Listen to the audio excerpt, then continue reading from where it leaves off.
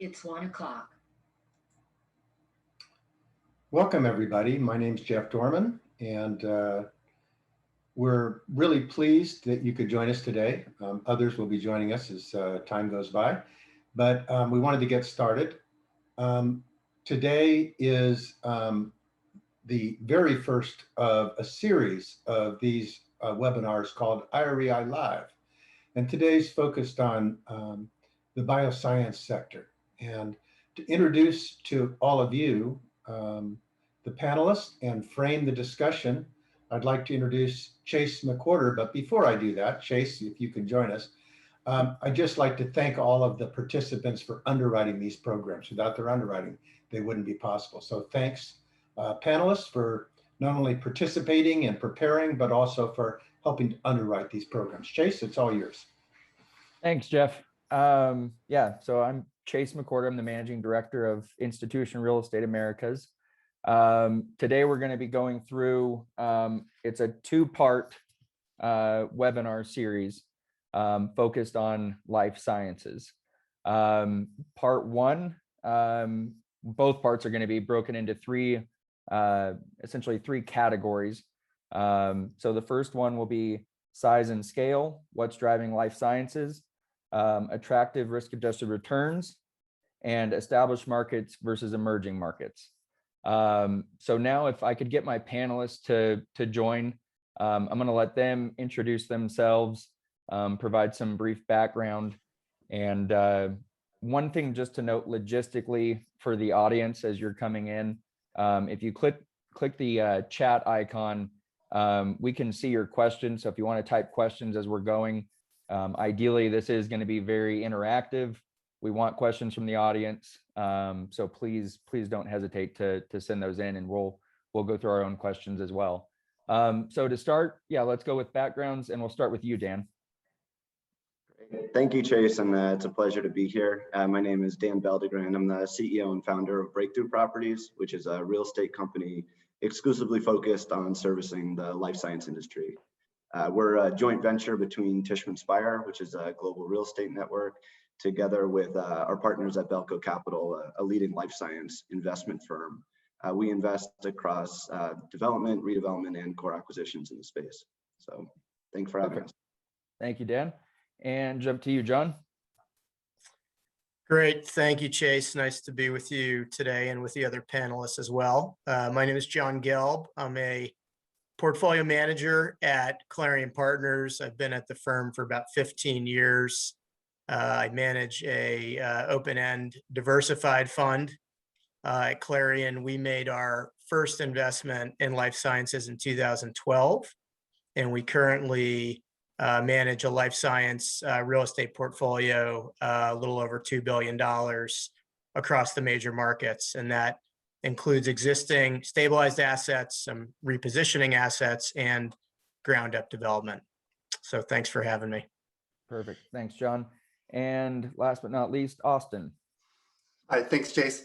It's really great to be here with everyone. And I'm Austin Carmichael with Oregon State Treasury. We have primarily responsible for the real estate program here that is about $9 billion of NAV. Still early days in our life science, investments. I think we had our first investment about 3 years ago with one of our separate accounts. And then we've recently done a joint venture last year that would be a co-invest alongside one of our other partners. And so I'm actually humbled to be on this panel because I feel like I'm far from an expert on the area, but and look forward to the conversation because I think there's still a lot to be learned.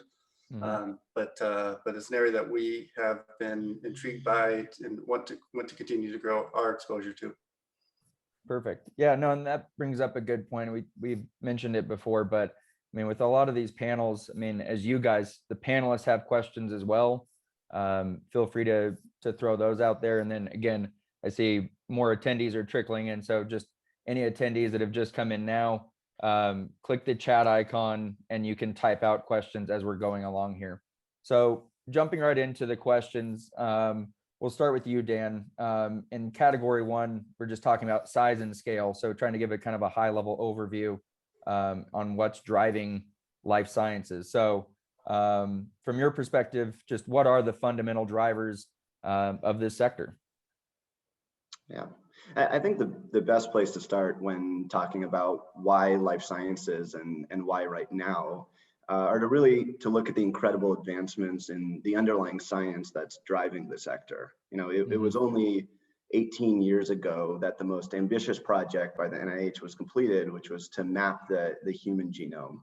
And there was a lot of debate at the time as to whether that was really going to translate into important impacts for treatments or for patients. But today that's no longer a debate, and it's widely recognized as one of the most transformational discoveries because it's led us to cell therapies and gene therapies, which are making a huge impact in the lives of patients. And it's also introduced artificial intelligence and big data and machine learning into the lab, which can help predict patient outcomes and improve efficacies of different types of treatments. And all of this kind of advancement is very recent. You know, our partners at Capital founded the first cell therapy company in oncology called Kite Pharma in 2009. The first drug was approved in 2017. Today, there's over 500 companies in the cell therapy space. So it just shows the pace by which new companies are being created and driving a lot of demand in the sector. And that's being met, you know, with a really, as sure everyone's seen here, you know, an incredible amount of funding to support that science year over year. You know, exponential growth in the amount of investment into the space. 2020 was a record-breaking year, over $70 billion invested between private and public sectors.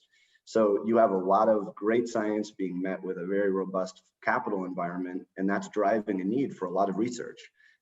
This isn't work that can be done virtually or at home or over Zoom. It needs to be done in front of a lab bench or a manufacturing facility, which is not many people have the capacity to deliver that. So you have a lot of demand with new companies. You have limited new space being delivered. And I think that dynamic is what's created a really interesting investment opportunity here. Anything to add to that, John, as far as kind of the fundamental drivers, and then maybe even elaborate on it, the long-term supply demand dynamics? So, I mean, just your perspective on that. Sure. Yeah. You know, Dan touched on a lot of the fundamentals. I'm going to start in a slightly different place, which is on that word scale, because you use that word scale as part of your question. You know, when I think about life sciences, especially compared to other sectors, I really think of it as a niche sector. And it's relatively scarce when you compare it to industrial or apartments. You know, the total stock of lab office in the country today is roughly 175 million square feet. That's about 3% of the total office stock, and is roughly equivalent to the total office stock of the city of Atlanta. You know, that's about 150 million square feet just in that market. So it's interesting to think about. And it's, you know, the sector, I think, is scarce in some other ways. The ownership is very consolidated. You know, between Alexandria and Biomed, those two groups probably own, you know, roughly 40% of the market. And there's another kind of 6 to 8 groups beyond that probably, you know, control 75% of it. You know, the top 10 groups probably own 75, 80%. That's very concentrated ownership when you compare it to other sectors. And then it's obviously a bit scarce when it comes to markets. You know, life science doesn't exist in 40 different markets. It's really, you know, it's Boston and San Francisco are the two biggies. Yeah. And then, you know, there's some other markets, San Diego and Seattle and Raleigh, but, you know, the top 6 to 8 markets probably contain 75, 80% of all the life science stock. So, you know, it's really important to think of it against that backdrop of it being a niche sector. The performance in recent years has been quite remarkable, actually, when you compare it to other sectors. Even if you go back long term, I think Green Street has, since 2004, you know, same store annual NOI growth over 5%. So that's 2x compared to traditional office. And we've seen that, you know, across the market, low vacancy rates, rising rents, and rising values, and probably akin to what you'd see in the industrial sector, which has been another strong sector. I think the moment in time we're in, again, against that backdrop where it's a tightly held sector and it's kind of a niche sector, but the performance has been very good. What that's meant is there's been a wall of capital that's trying to get into it. There's a lot of capital looking to get into the sector today. That's obviously created compression in yields. And as we'll talk about, it's also probably spurred some new groups that maybe are a little, a little bit less experienced in this space to get into it. Mm-hmm. And also some groups pushing into what you might think of as maybe some secondary areas of the major markets, Boston, San Francisco. And Mm-hmm. so I think it's also a time where investors really need to do their homework to make sure they're investing in operators and locations that, will stand the test of time. Mm-hmm. And we'll dig in more to kind of the markets, because you mentioned Boston and San Francisco. So definitely want to dig into that more. But real quick, jumping to you, Austin, as we've talked about these trends and walls of capital, all this from Jon and Dan, I mean, how do you look at it from where you guys are evaluating this from? I mean, one of the questions we have is kind of, are these trends sustainable? I mean, is that kind of how you guys are trying to figure it out as far as the sustainability from this? And then further, I mean, Jon referenced kind of comparisons to office. So, I mean, how does it compare to those other sectors, and how are you guys looking at it? Yeah, I think it's calling it a niche sector is I think the accurate way to describe it, and that is definitely one of the challenges we face, especially being a plan of our size. Anytime we have these emerging sectors, it is difficult for groups like us, I think, to really access it in an efficient manner. And we tend to like to do our homework on the sector and to make sure we understand the sector itself, and then understand the groups that can actually access it in the most efficient way. And so so that becomes a real challenge, and that is one of the challenges we have, is just being able to access such a concentrated small niche sector in a meaningful way for our portfolio. Because there's a lot of sectors out there that are kind of cool that be fun to look at, but if we can, this kind of commitment that we have to make any kind of underwriting worth our efforts, given our resources, is certainly a challenge. So we like to make sure it's scalable, but I do think this is one of the sectors that is scalable. I do think that there's enough growth behind it that we think has legs, and that I mean, it's a lot of it is the demographics. That's something that hasn't been touched on yet, but we've got boomers that are aging. The demand for all these products that can be developed out of the sector is enormous, and not only in the U.S. but globally. And so the demographic demand behind it is incredible. So I do think it's going to expand to a point that it will make sense for institutions like us to continue to play into it. And when you hear, I mean, again, kind of scale being something that's been brought up now, bringing up demographics, but again, going back to, I think you had mentioned it, both of you had mentioned it, but just talking about the concentration of kind of how much of an investable universe is it? I mean, is this a discussion of the entire pies growing, those top 10 big players plus kind of the other investable universe? I mean, is it a discussion of, are you getting scale because everything is growing? And is that kind of how the trend is sustainable, is because demographics? I mean, is that a fair assumption based on kind of what I've heard so far? Maybe jump to you, Jon. Yeah, sure. Look, I think that the fundamentals in the space are strong enough that you're going to see demand grow over time. So to your question, Chase, I think you will see an expansion of the pie, and it's the things that Dan and Austin have mentioned already.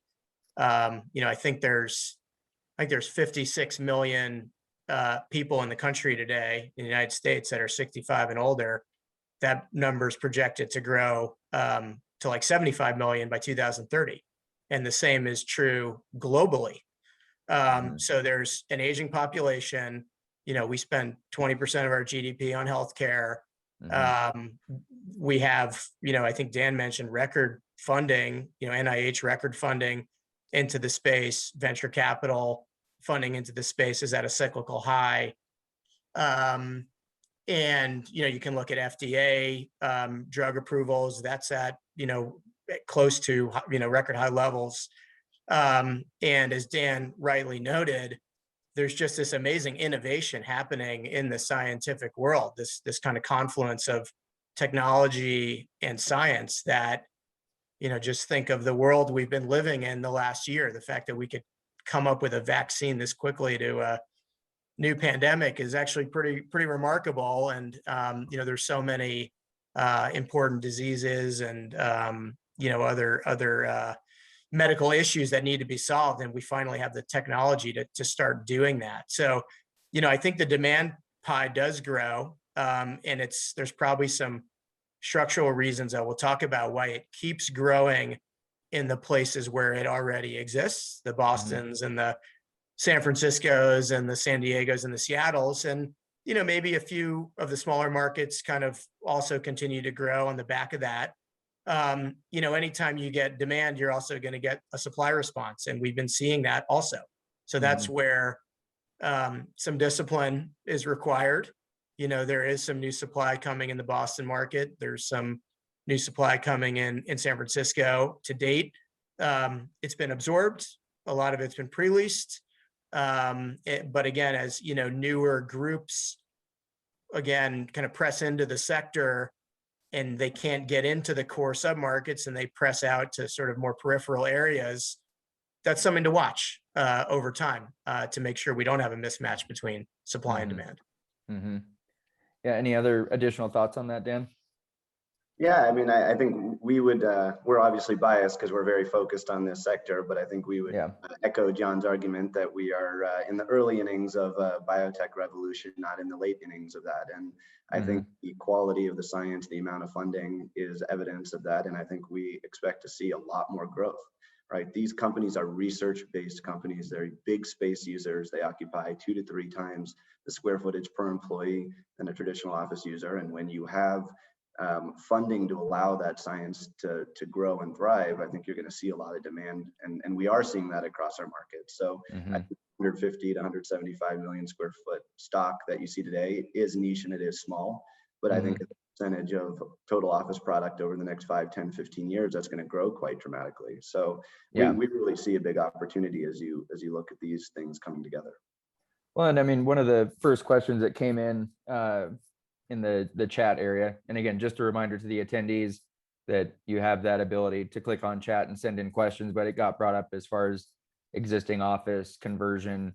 And one of the questions we had was, how does it compare to other sectors such as office? So, I mean, is it as simple as, again, office being somewhat struggling in 2020 with obviously lockdowns, things like that? I mean, is it kind of a simple trade-off that you're seeing life science being able to take a lot of that office space that might be vacant? I mean, is it as simple as a lot of issues in office because of lockdowns, but at the same time, with everything that went on, an increase in the need for life science? And you kind of have this simple, I guess, adjustment. I mean, is that a simplistic way to look at it? Maybe stay with you, Dan, on that. Is that a trend you're seeing? Yeah, look, we see a big opportunity in converting product when you can. I think that a lot of people are looking at distressed office product as great conversions, and the quality of the product that you can convert is very important to these companies. These are companies that are doing mission critical research. They really are not willing to sacrifice any of that in terms of their layouts, in terms of the the services that are being coming into their spaces. And we don't really see office conversions as always viable. When they are, that's a great opportunity.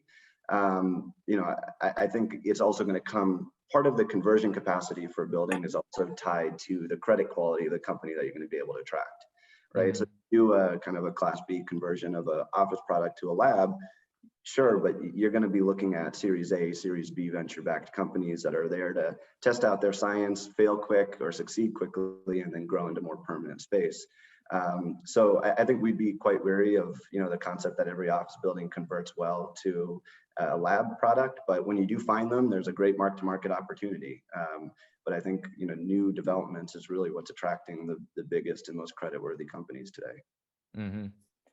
And just going over as we had some questions come in, one of them specifically is for you, Austin, and just how you guys are looking at it. So, I mean, from where you're sitting, I mean, what is the most attractive strategy so far that you've looked at? Are you looking at conversion versus development, developer operator versus allocator? I mean, has there been something that stuck out to you, or are you still early in how you're kind of looking at it? Yeah, I mean, we're still, I think, working through some of those. I think I'm personally a little hesitant on too many conversions. I'm curious Dan's take on this, or John's, out of concern that if you convert it, just the needs that these users demand, the HVAC systems that they need to have in place, potentially higher slabs, the additional electrical and gas needs that a lot of these users are going to need there. Whether or not you end up with maybe a B product from a lab space versus if you develop it from ground up dedicated to it, obviously build Class A. Whether that's always going to be an inferior product to the market. So I got concerned about that. I don't know if and perhaps in today's day and age, with demand being so strong, it's not as big of a concern, but long term, I would worry about that a little bit. So I don't know if John or Dan want to comment on that or not. I would just add that, I think people have kind of the nice to have, the need to haves on a conversion, right? You have your floor to floor heights, you have your, you need loading, you need the floor load capacity, and there's kind of the check the box items. But then when you take it a deep, layer deeper, there's a lot of technicals that you need to look at, like the column spacing. Does it work for an efficient lab layout?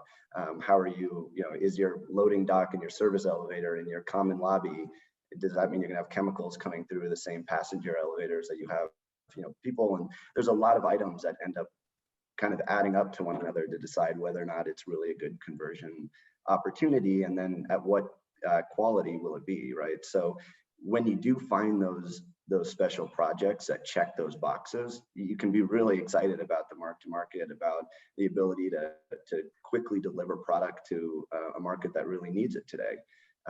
But I think you need to really do your homework and your diligence to make sure that those projects really efficiently convert.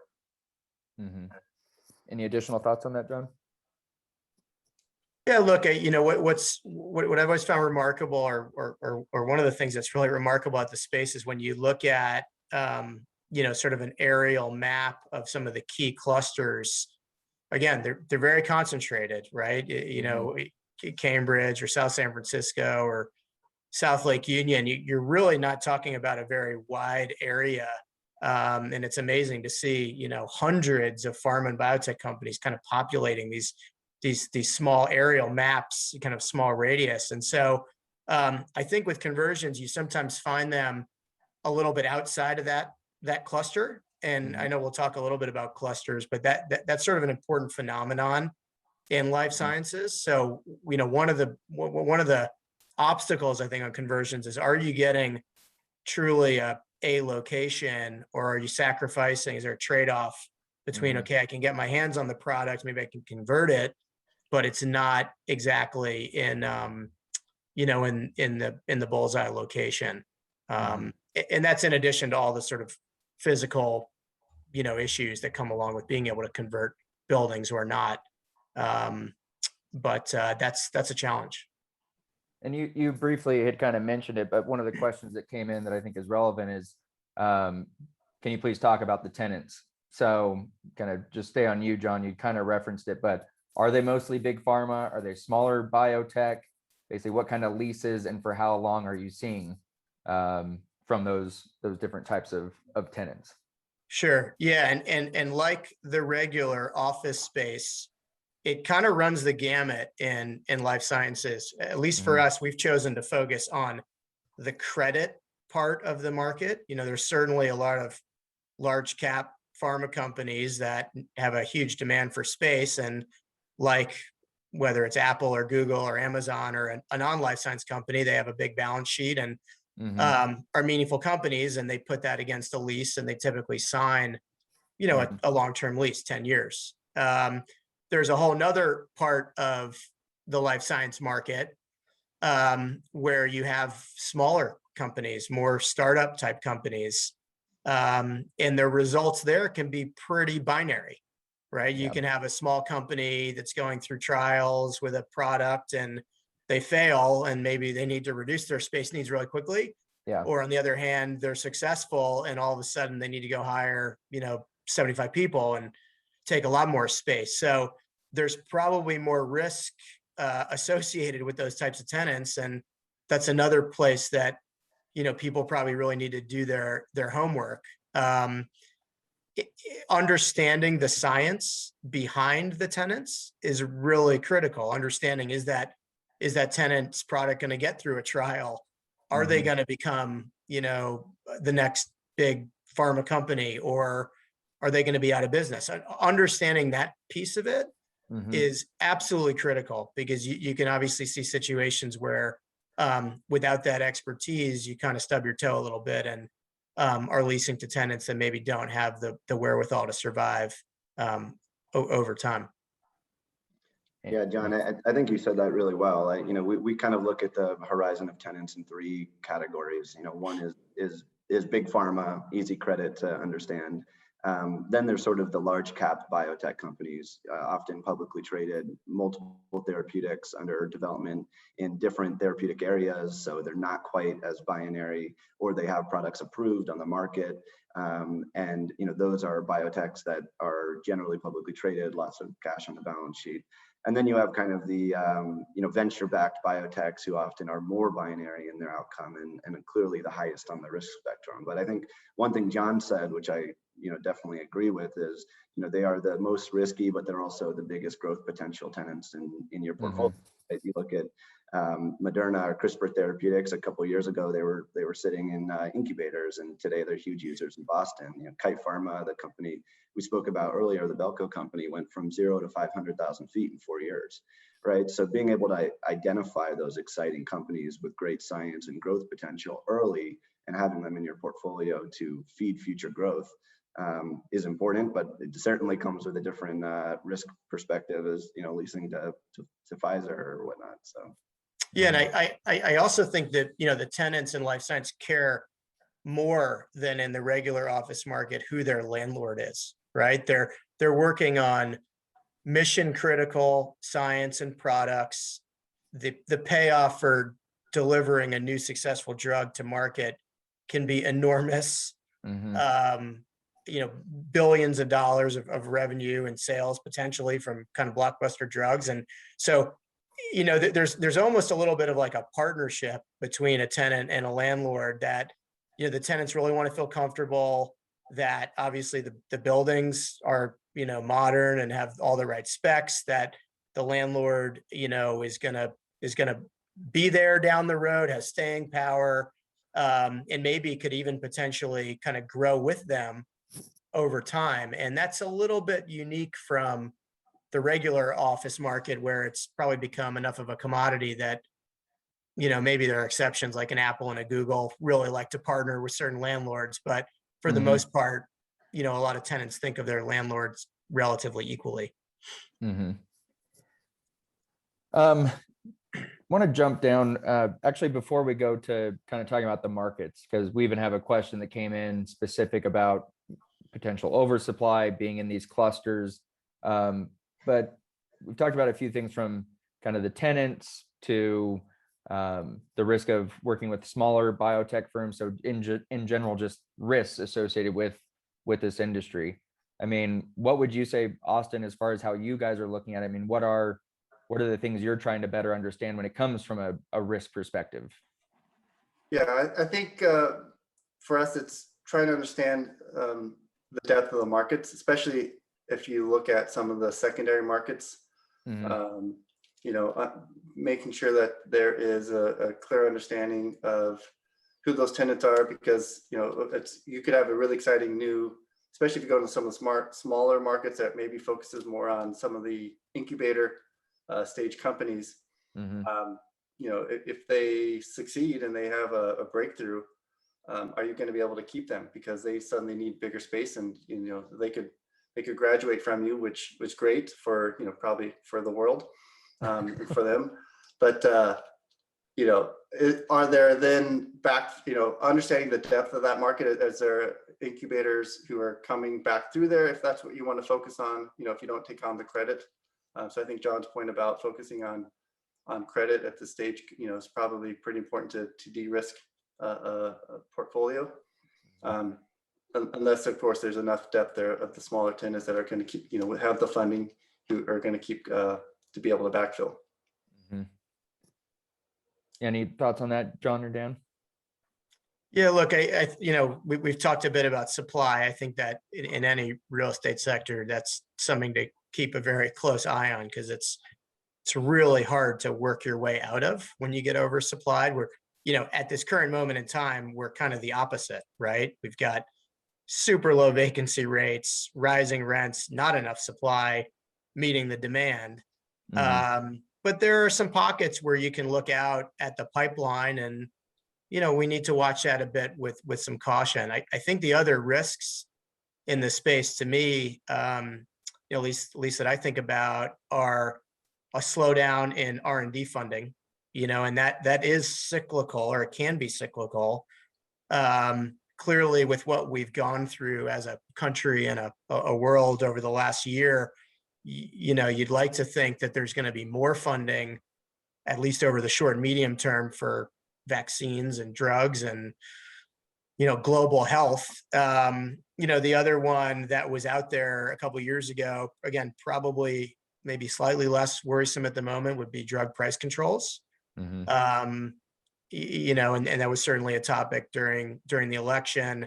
Certainly possible. You know, we currently have a lot of gridlock in our country politically. So, you know, the notion of passing like a big landmark legislation like that might seem a little remote, because, you know, parties are not agreeing on a lot of things these days. But, you know, that would be another risk if there was less incentive for, you know, the pharma companies to put a lot of their own money in R&D and develop new drugs. One, and we have a question here that I think is relevant and kind of goes back to the tenants and a point you brought up, John. So, I mean, the question is, does anyone have scientists, specialists on their staff team to help understand the tenants and underwrite appropriately? And then is it even possible with any conviction, given how complicated the science, and I would even add to it, the science and probably the approval process, how complicated those can be? So, I mean, is that something employing large teams of specialist scientists? Maybe start with you on that one, Dan. Yeah, actually, that is really the reason that we created our partnership between Tishman Speyer and Belco Capital. You know, that's sort of the element that Belco supports us with. Belco's been investing in the life science sector for the past 25 years. They have a venture fund called Vita Ventures, has a little over $2 billion of assets under management today, investing in biotech companies. So we work with them to really understand the credit quality of companies that we're working with, and support us in that capacity. You know, we really think that understanding the company, understanding the science is critical, as John had mentioned, to both understand the risk and the growth potential of the potential companies in your space. So, you know, it's really an M&A business here in biopharma, lots of transactions of pharma acquiring biotech companies, and understanding the possibility that a biotech company is a target for pharma early on is also a critical piece here. So we try and dive pretty deep into the science for that reason. Any other thoughts on that, John? No, I think Dan said it well. You know, there are groups in the space that do have science capability, and I would just underscore that that's really critical, really critical. Jumping down to the category, we've kind of touched on it on a lot of these other topics, but as far as kind of the markets, these clusters we've referenced, kind of Boston, Cambridge, the Bay Area. I mean, I guess the first, because we have a question that came in about it, but I mean, just overall, I guess the first one would be, as far as growth opportunities factoring in those kind of key markets that you've already referenced, but what are you seeing versus Asia Pacific versus Europe versus Americas in terms of other growth opportunities? And then maybe a follow-on and additional question is, where do you think you'll see outperformance? Maybe start with you, Dan. Yeah, well, we've spent a lot of time talking about Boston, San Francisco, San Diego, and I think those clusters are going to continue to grow at a rapid pace, largely because of the reason that we just kind of mentioned, this cluster model, right? You have, I think a big shift in the industry over the past 10, 15 years has been pharma has recognized that a really efficient use of their R&D capital is acquiring biotech companies. So for that reason, they've wanted to be next to the innovation companies that are on the forefront of innovation, staying close to them and looking at potential acquisitions or partnerships or so forth. And likewise, the biotech companies like to be around their potential acquirers where they can, sell their business and go start the next one. So you have this cluster model, and once it starts, it kind of accelerates. And you're seeing that in those major clusters of new companies, more acquisitions, more growth. And kind of these serial entrepreneurs that continue to innovate in the same market in which they just innovated. So we believe in the continued growth in the primary clusters, but I think science is happening everywhere, and it's happening in major nodes, and those nodes are seeing accelerations in funding as well. And markets like for us, LA, Philadelphia, New York, places in these markets, you're seeing that acceleration happen, and those cycles of acquisition, and innovation are starting to move in those markets too. So we're really trying to stay ahead of that and look at it. But you mentioned the international opportunity. We think there's a huge opportunity in Europe. Firstly, the basic science in Europe has always been, fantastic. And I think that the risk capital hasn't really been in Europe. That's been in the US. That's where you can IPO a biotech or really see major funding rounds from local venture funds. That dynamic is shifting. There's a lot more capital coming into European biotech markets, and I think you're seeing European biotechs elect to do R&D and otherwise in the European markets, and so you'll see a lot of growth in some of those clusters. And in Asia, I think the acceleration, particularly in China, is incredible, and in Singapore, amazing amount of new company creation in those markets. So we're quite bullish on the global scale, not just the domestic scale. When you guys are looking at it, Austin, I mean, do you look at those primary clusters as kind of the main areas you'd go, or is it, just overall, is it something that you would just look at kind of the primary markets for a sector like this and just focus on the growth there, or do you guys think that there's probably more opportunities in, would you call them fringe? Like I think San Diego has been brought up, New York. Some of these more fringe markets. I'm not sure if that's a fair assumption, but how would you guys look at that, Austin? Yeah, we would look at it. We're open to those secondary markets. We've one of our partners that we did a JV with has some pretty strong views on some of those secondary markets. And we do think that there's some growth that can be happening there. We of course have to price that appropriately and understand that, but I think some of those secondary markets in the US do have growth potential. So we're not shunning away from those. Obviously there's super attractive qualities about, the big 2 or 3. We're certainly not looking at those as well, but no, we think there's growth opportunities and some of the secondary markets as well, that with those old clusters that are likely to continue to get some legs. We're not looking at international on the space right now. We're just focusing on the US for us. Okay. Yeah, John, what thoughts on kind of these clusters where you see opportunity, risk in those different clusters as you put them? Yeah, look, so a couple of things on the cluster sort of model that exists. I think it's important to kind of, whether it's a primary cluster or secondary cluster, just to go through kind of the checklist of ingredients that you want to see for any cluster. And if you think about Boston and San Francisco, or even some of the smaller ones, it's does it have the human talent, right? The rock star scientists and engineers that are doing the work, and lab specialists. does it have a VC community? Is it receiving, does it have institutions that are receiving NIH funding? And is it part of kind of a broader ecosystem that has these companies? Because as Dan said, they do like to acquire one another, and the IP can be very valuable.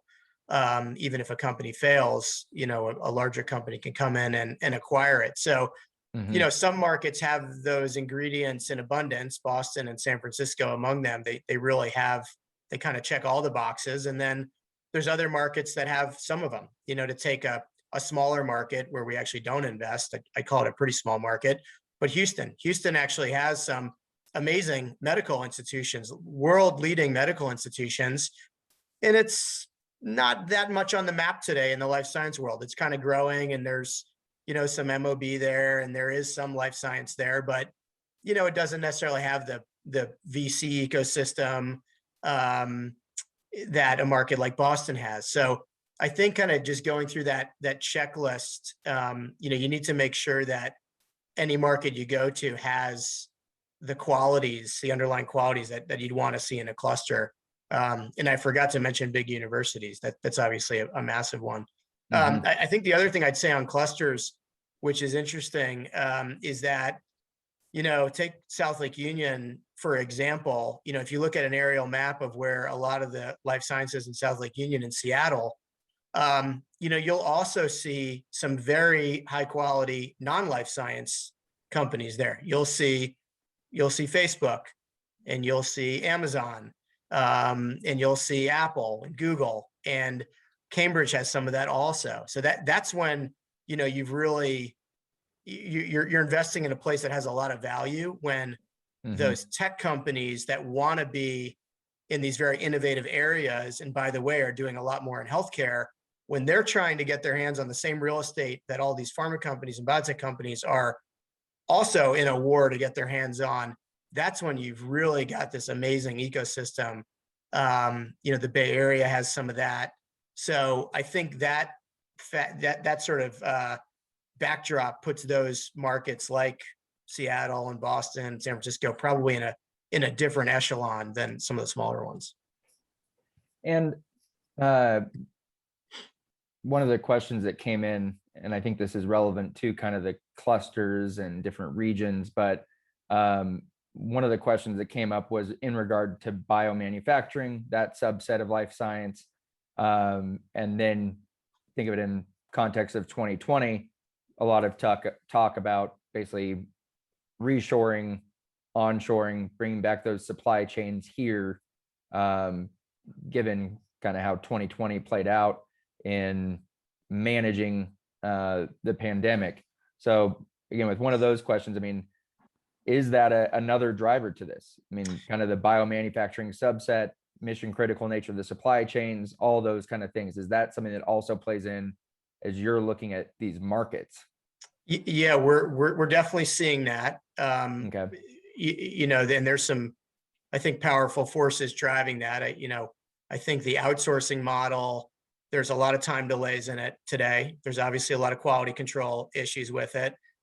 And as Dan noted, you know, what's really exciting in the life science world today is this cell and gene therapy, which is very different than, you know, the old type of science that got done. Here, you actually have living organisms, and there's a lot of synergies with locating the R&D, the lab work, near the manufacturing. And it's not going from San Diego to China. It's going from, you know, Torrey Pines to Sorrento Mesa, right? And it's a 5-mile drive. And you know, there's constant iterative scientific work that's happening, where there's a little tweak in the lab that then goes on to the manufacturing, and some feedback goes back to the lab. And it's very iterative. So that is real. And there is an opportunity in manufacturing. But again, you know, investors have to do their homework, and it's not going to happen everywhere. And you're going to want to do it with a group, you know, that's very skilled in that, because it's very specialized type of real estate. I would just say, I think Jon just said that really well. You know, as the science gets more, you know, cell therapies and gene therapies, the IP and innovation is largely in the process, right? You're genetically engineering cells. and you're sending them to patients. And every company that's coming out with a new cell therapy company has a new process for doing that, meaning they need a new manufacturing facility to do that. And so manufacturing is in its early days of a huge growth sector right now, because all of these new modalities require manufacturing as its own process, right? You're not creating pills anymore. You're engineering cells, right? And manufacturing doesn't look like what you think it is. It's an ultra clean room, right? I mean, it looks different, and it's much more challenging to build. Regulatory now comes into play. FDA comes into play often. So you're getting into a much more challenging territory, but you're coming into a huge growth segment. And John's, I think part of the question, was about bringing it domestic as well. You need to have it close by, right? Your research teams, your development teams need to go and see the process and make sure that the process is being done appropriately. And that requires proximity. So I think you're going to continue to see a huge amount of growth in manufacturing across all of these companies. We noted the 500 new cell therapy companies in the last couple of years. All of them need to manufacture product. How significant, going back to the tenants, we talked about tenants, because we have a few questions trickling in on this subject, and there's a few of them. So really kind of getting granular here, but I would say the first of this is, how do life science companies think about their real estate footprint as far as square foot per employee? And then I would say a follow-on to that is, how significant is the risk of remote working in life science? And I think you had touched on it, Dan, at the beginning, that it's not really an industry where you can conduct your research like we are right now, that you kind of have to be in front of what you're doing.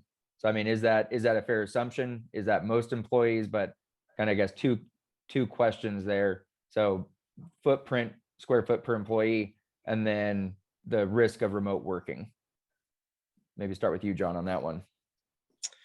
Yeah, I might defer a little bit to Dan on some of the square footage topic, and I can probably be dangerous there. But I think on the work from home, that's another thing we like about the sector a lot. I mean, this is highly specialized work, happening in advanced scientific laboratories. This is not the kind of work you can do from your bedroom. And we haven't seen, sort of a drop off in that employment because, for that reason, we've seen a lot of companies, people are going to the office to do the work there because they can't do it from home. There are probably some functions, the compliance or sales functions that, maybe some of that could be, done in a work from home model. But the fact that the work is so specialized in and of itself, and it has to happen in a laboratory, I think means it's, among the stickiest types of employment in a work from home environment, which is good. Yeah. I think what we would see is, there's a range of companies, right, doing different kinds of work, and they require different loads of infrastructure, and how much lab do they have versus office will drive that square footage per employee calculation. But at a minimum, you're generally seeing 300 to 350 square feet per employee, but that can scale up quite dramatically, especially when you start entering manufacturing and other spaces. So, quite a bit higher than what you're going to see in office, and it can scale much higher. And that's why they are such large space users as they grow quite quickly. Yeah, that's sort of how I would think about that. Well, and another question just came in to even stay on this subject. So how unique is the fit out to the tenant? Does it vary greatly by the type of science the tenant is focused on, or is it a basic fit out relatively generic across life science? That's really the trick, right? I mean, Okay. How do you build flexible lab facilities that work for the broad base of demand? And that's really what we spend all of our time doing, is how do you build flexible product that works for 80 to 85% of the demand, that's, biology based, or just more typically 50% lab, 50% office, and how can you program it in a way that gives those companies flexibility to change their science over time? And if you don't do that right on the first turn, then life science investment doesn't make any sense, right? Because you're putting in enormous TIs, you're spending a lot of money money and then you're ripping it up on the second turn. The real beauty and economics of life science real estate is that you spend a lot up front, but second, third generation TIs and capital commitments in the future are extremely low, which you also have a very sticky tenant base, right? They don't want to leave. There's contamination of their experiments. They spend a lot of money on their space. So, you know, the beauty is low releasing costs, very high retention, and strong cash on cash yields long term. But if you don't build it flexibly in the first turn, you're going to find yourself in a very challenging, tricky situation. So I think that's really where we spend most of our time focusing on this.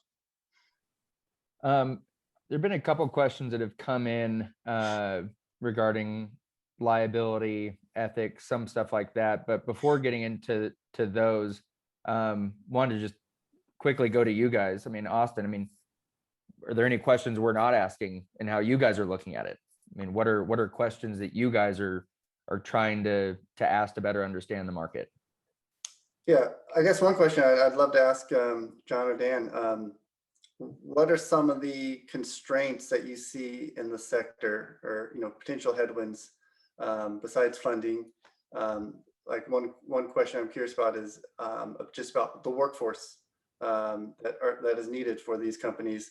Are universities producing enough specialized workers, you know, to meet the demand and the growth, or are there other risk concerns or headwinds that could slow the growth?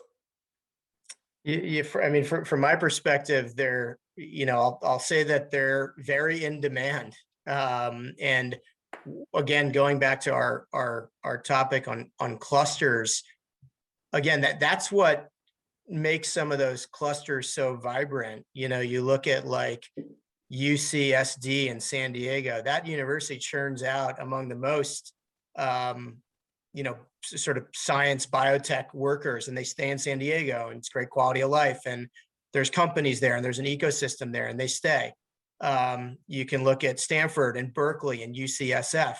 UCSF is a major, you know, sort of R&D science institution, a lot of NIH funding. You can look in Boston, obviously MIT and Harvard. And then in all of those places, there are private, you know, companies, whether they're research institutes or medical institutes, that also receive public and private funding. So I think the fact that, you know, the graduates come out of the schools in those places, they're gaining relationships with the rock star professors who are starting companies, and those people sit on their boards. Their classmates become, you know, again, people they can bounce ideas off of. And that ecosystem is really what brings alive a lot of these life science clusters. And again, it makes it a little harder for, again, just to maybe pick on a smaller market like a Houston, for that to really graduate into the level of a Boston. That's going to take a long time to get that. You know, Raleigh has that university sort of ecosystem. If you look in Seattle, the University of Washington is a major NIH recipient. There's a number of private medical institutions there that also receive a lot of capital. So I think that kind of ecosystem and how it maybe can retain the graduates that are coming out of the local universities is really important.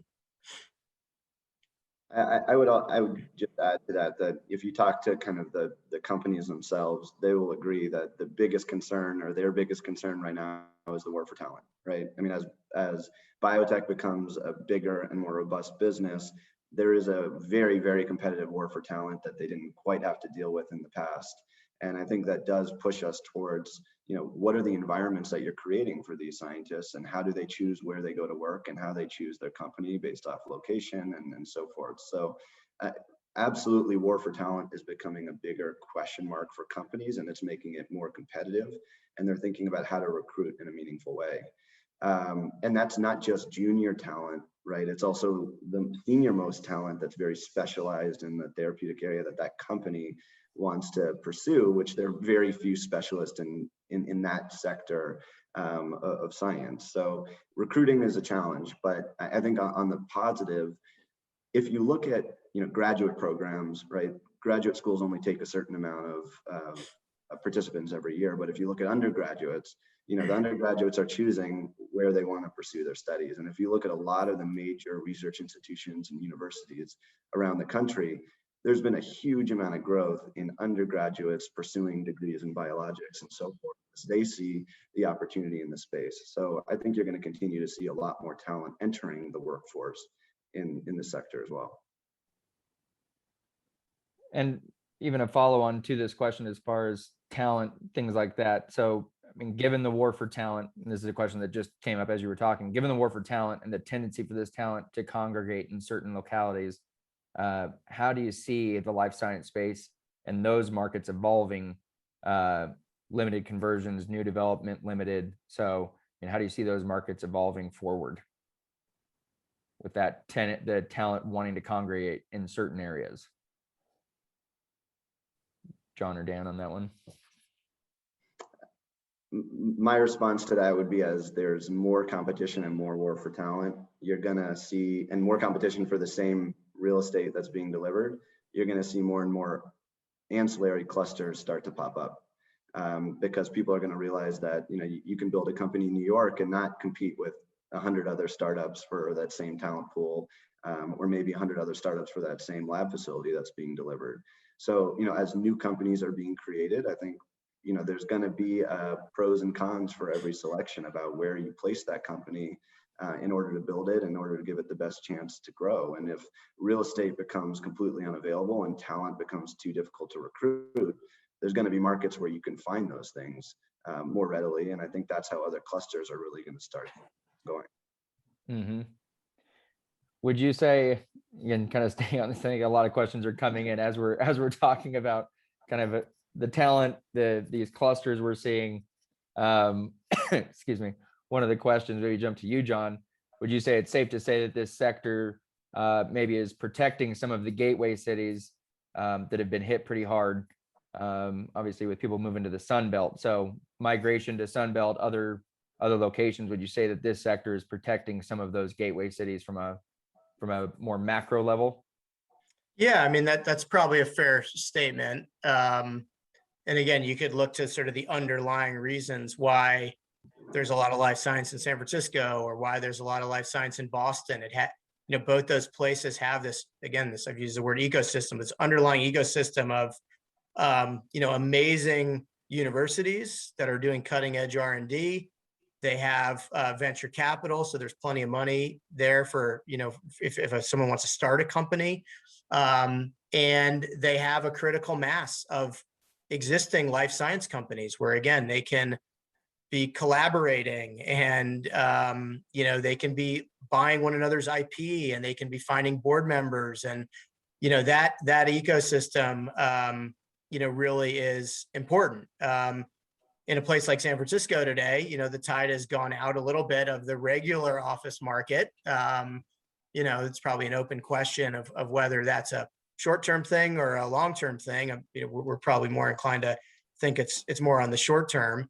But yeah, for sure, the life science sector has been a boon to the cities that have it. And frankly, I think there's been a lot of public-private work. A place like New York's a good example. New York City has been pushing for a lot of life science companies to be here, tax incentives. And, I think smart municipalities will try to do that because it is a pretty resilient, pretty sticky sector. And to your point, it can sort of hold up or help to hold up a market when maybe the tide goes out of some other things. Mm-hmm. I just wanted to say we have about a 10 to 11 minute warning. So wanted to just be able to take kind of these last 10 minutes to get everyone's kind of key takeaways just on this panel. And even if there's open-ended questions you want to throw out there.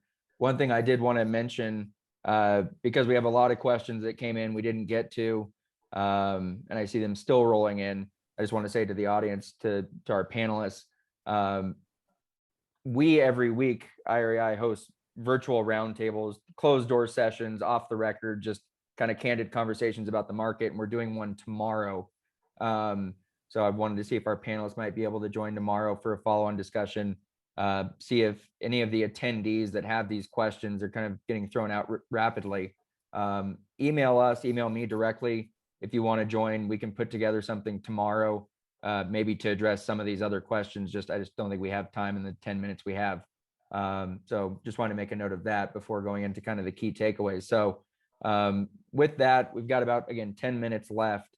So we want to get everybody's kind of closing thoughts, questions, concerns, and maybe start with you, Austin, just from this discussion, kind of your closing comments, key takeaways. Yeah, I think a couple, for me, key takeaways is just remembering that it's still a very niche market. That it's getting a lot of attention right now, but it is very small, and it is fairly concentrated. I think those were key things, so that understanding that a lot of capital can turn a great opportunity into just a so-so opportunity pretty quick. So that's something that we're cognizant of as we try to continue to expand into it ourselves. And then also, I think it's important from our perspective too to I think the point was brought up here that was I think is really important, is just making sure you've got partners that understand the sector and understand the tenants extremely well, and understand the ecosystems. I think it is critical to the success as an LP. I think it's easy to forget that it's not just a commodity product. It's very specialized, and so it's not just putting up an office building and take a Field of Dreams approach, build it and they will come. That might work today just because it's so hot, but I think long term you could get yourself in trouble if you take that approach. And so so those are things that we're cognizantly or constantly thinking about, is making sure we've got partners that know and have relationships ultimately with the end users to understand the nuances there. Yeah, it's not the same as just financial services firms or legal firms. I mean, talking pretty specific from what I've been able to gather. So jump to you, Dan, kind of some of your key takeaways, things you want to leave the audience for them to think about. So leave it to you for kind of your key takeaways. I might take that kind of the opposite side. I think I would leave with it. It's an incredibly exciting moment for life sciences right now. I think great science is not just happening in the core clusters. It's happening all over the world. Mm-hmm. But I would caution that not every deal is a life science deal. You have to be very thoughtful about where you're putting those deals, where they're located, what are the underlying kind of infrastructure requirements for those companies, and be very thoughtful about that approach. But if you are, I think there's a great opportunity in the space. And John, some of your key thoughts, key takeaways? Yeah, and again, I come at it from the perspective of being able to invest across asset classes and how does it measure up. And I think one really important thing, if you really dive into the research and you look back historically, that the space does have a very good historical track record. There's some public company data you can look at, but it has a track record of very good NOI growth. It's a lot of consolidated ownership, but low CapEx drag compared to some other types of office. And just a good set of performance over, a fairly long period of time. And in the moment we're in today, I would also say that the fundamentals of the space look pretty good compared to a lot of other things in real estate. Vacancy rates are low. Landlords have the leverage, the upper hand when it comes to negotiating leases. The tenants, again, because their work is mission critical and rent is a pretty small part of their P&L, they're willing to pay increasing rents to be in the right spots. Again, especially if you get kind of the credit part of the market. So I'd argue that across the landscape of real estate right now, life science looks pretty good, and the returns of it's been generating have been pretty good. I do agree with the other panelists though that some caution is also warranted, and investors do need to have some discipline. There are some, as I said, some groups kind of entering the space that have, less experience in it, and maybe are pushing towards more kind of peripheral areas. And, we've all just got to be cautious about that and kind of do our homework deal by deal, as always. So it's sort of a mix of, really appreciating the fact that the historical track record has been great and the fundamentals are great at the moment. And, there appears to be a very good runway because a lot of these big kind of fundamental forces we've talked about that are underlying the space, with a bit of a note of just watching the supply and just making sure that the space doesn't get overbuilt. When you compare that to other real estate sectors, I think you're going to find that that picture checks out pretty well, on a relative basis. Well, yeah, no, I want to thank everybody for taking the time. Just a few things as we close out here. And I want to give Jeff an opportunity if he has any closing thoughts to jump in here, but just real quick, going back to kind of logistics of this webinar. We're going to be taking a break here in about 5 minutes. And then we'll be coming back 10 minutes later. So just a 10-minute break, and we'll be bringing in our next group of panelists to dig into some other categories, talking about existing versus retrofit, new construction, just some different ways of looking at this sector. So we'll be doing that at 11:20 Pacific time. So again, just taking a quick virtual break. But again, I just want to thank our panelists today, Austin, Dan, John. Thanks for taking the time. Admittedly, this is, even just from a personal perspective, I had probably a very remedial understanding of the industry, the clusters, things like that. So it's helpful for us as a firm trying to research, publish, talk about these different sectors, to have these kind of meetings. So want to thank all of you for taking the time, energy to join us. And then, yeah, jump over to you, Jeff, with just a few minutes left. Kind of your key takeaways, if you have any, before we go to a break here.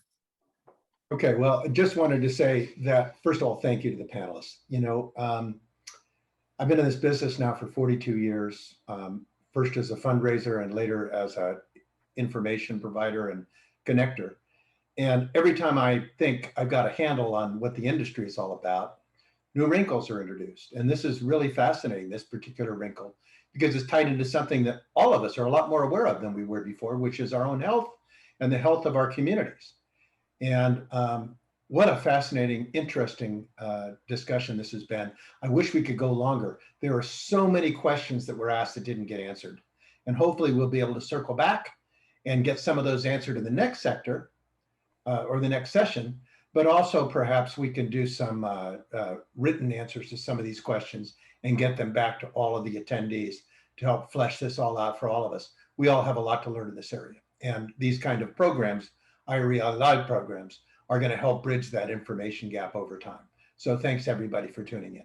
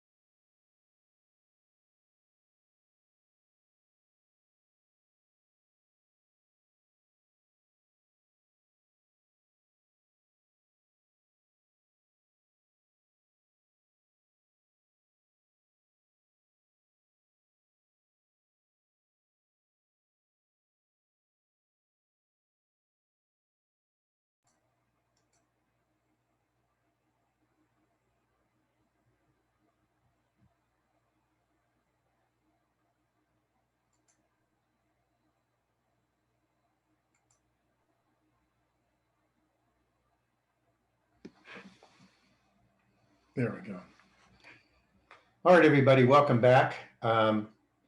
We're getting ready to move into the second session of our IREI Live webinar today on life sciences. And again, I'd like to thank our sponsors, Bain Capital Real Estate, Breakthrough Properties, Clarion Partners, and L&B Realty Advisors for their underwriting of these programs, which wouldn't be possible without that underwriting. So thank you for doing that. And Chase, why don't you take it off? Perfect. Yeah, thank you, Jeff. So yeah, jumping into part two of this two-part life science webinar. Wanted to bring in my attendees, Joe, Maria, Alex, if you can jump in.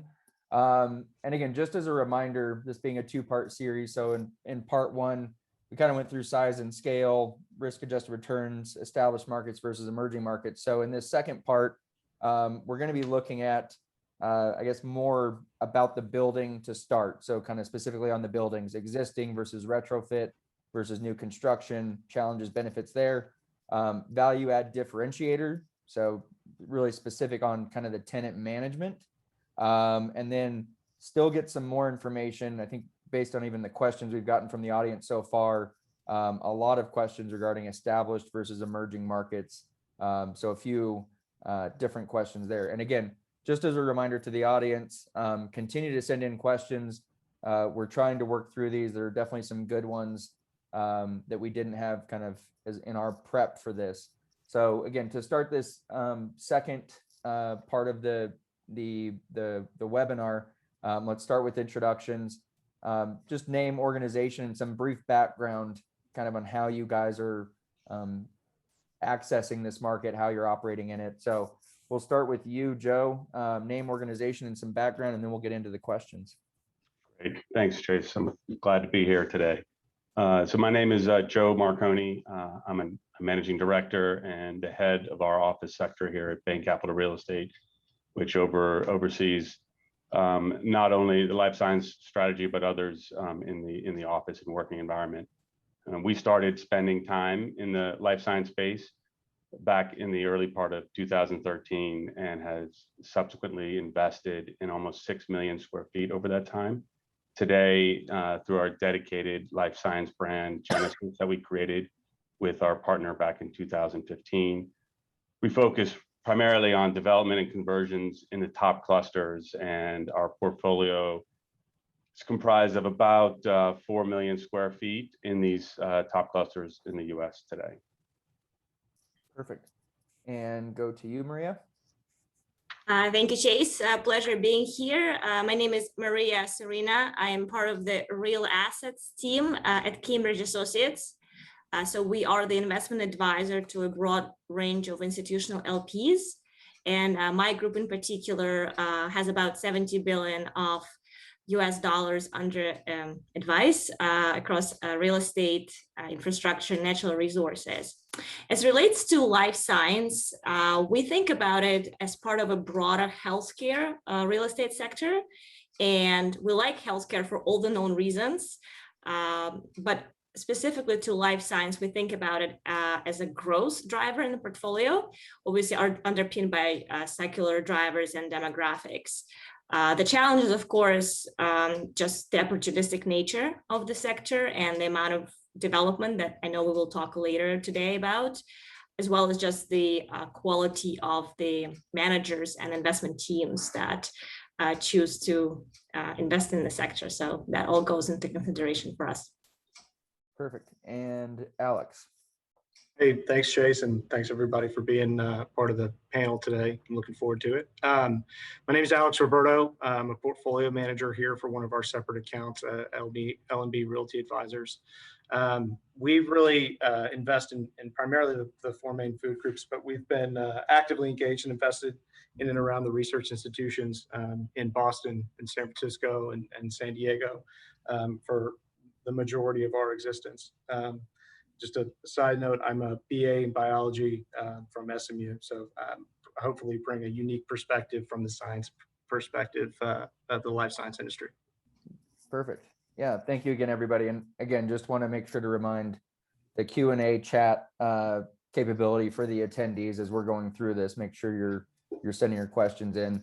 And like I said with the first group, for you guys, I mean, as we're having discussions, if you have questions for each other, I think that that's an important thing, that ask each other questions if something does come up. So jumping right in, I think specific to this group, we really wanted to focus on kind of the buildings, talking about existing versus retrofit versus new construction. And even from the previous group, you're seeing a lot of questions come in kind of as it relates to those ways of accessing the sector. So, I mean, we'll start with you, Joe, and really just kind of the first question here. So what are the challenges and benefits of those three approaches to life sciences? So we'll start with that and then go from there. Sure. Yeah, no, it's really all about risk and reward, right? And, the life science space has great long-term fundamentals, but, with the intense desire as of late to gain access to the space, to push valuations to a level that, you really have to be focused on being able to gain access at the right risk level. Clearly, buying an existing fully leased life science building is low risk, but with the availability of lower cost of capital groups that are out there, and the very limited number of these buildings that actually come on the market, and once one comes on, it really gets priced to perfection. And so it's a really hard space to access for a group like ours that really has a more higher return profile. So we spend a lot of our time in our platform focusing on conversion as well as new construction, and each one has their own benefits and challenges. The conversion assets I'll address first, but it's and today, when the supply demand dynamics are as such, conversion is a great product type to think about, right? Because it allows you to get speed to market quickly, get product in to help the demand. It also allows to access potential locations that are very infill and near the density and the clustering of these top markets.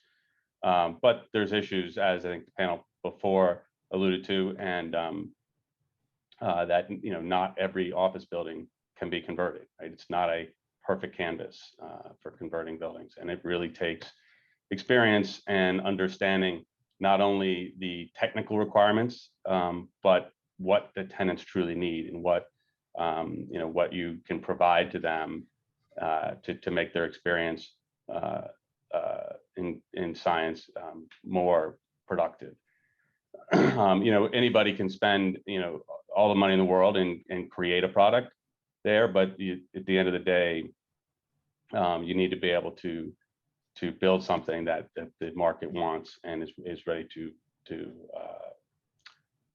absorb. Then you've got new construction, which you can clearly build and create a perfect lab box, right? And that's a quite easy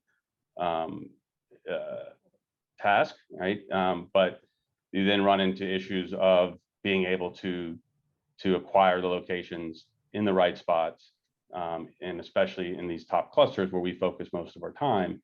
The right spots are some of the most dense areas and most infill locations, so it's hard to really grab a piece of land that's large enough to create scale. Mm-hmm. You've also run into the issue of speed to market, and what's the availability and demand going to look like 2, 3, 4, 5 years down the road when you're delivering this project. Mm-hmm. Construction costs clearly over the last year have been escalating and continue to escalate in the future. And then you're running into zoning and entitlement concerns, right? It's you can potentially grab land, but they're not all zoned and for research and development, and so you have to go through a process. Both the city and your capital wants to make sure that you have the experience to actually go through that process. Yeah, thank you for that. How would you maybe jump to you, you, Maria. We're actually open this up to the group first, because it is a question that's come up. We didn't get to it last time, but I think it ties into what we're talking about. So a couple times it's been brought up, and this is more just a general estimate. So if anybody kind of has some insights to this. So it's been asked a few different ways. The general estimate of percentage of office, retail, warehouse, just general building space that is possible for lab conversion. I mean, any kind of. So Chase, I'll jump in, and this is an anecdote. So I hope that somebody doesn't, pure fact check this, but I have heard that it's upwards of 80% of the existing office stock does not easily convert to life science. I mean, Joe put it perfectly. If you spend enough money, you can convert almost any building, but it's the risk adjusted returns and how long it's going to take you and the amount of capital and dollars that, undertaking to get there. 80% of the office stock, that's still a huge number, 20% of the available office square footage that's capable of conversion. But, I think I've heard it 15 times so far, is everybody has to be very careful about how they lay out, where are they, where's the loading, where can you put a vivarium if the type of tenancy that exists needs that type of space. Is it side core? Is it center core? What are the floor loads, electrical capacity? All of these things are really important and considerations in the retrofit space. When it comes to, again, those types of nuances of the industry, kind of different liabilities. Joe had mentioned zoning. This is another question that had kind of come up about this, but I mean, how much time is devoted, I guess, to addressing liabilities? I mean, you're dealing with, things in a lab. Can they escape ventilation? I mean, certain things, and this is, again, how the question kind of being proposed. I mean, just those different liabilities of working in this industry. Again, it's from traditional office, it's different than working with lawyers or financial services. I mean, you have a pretty specific tendency that could potentially be dealing with stuff that could be harmful.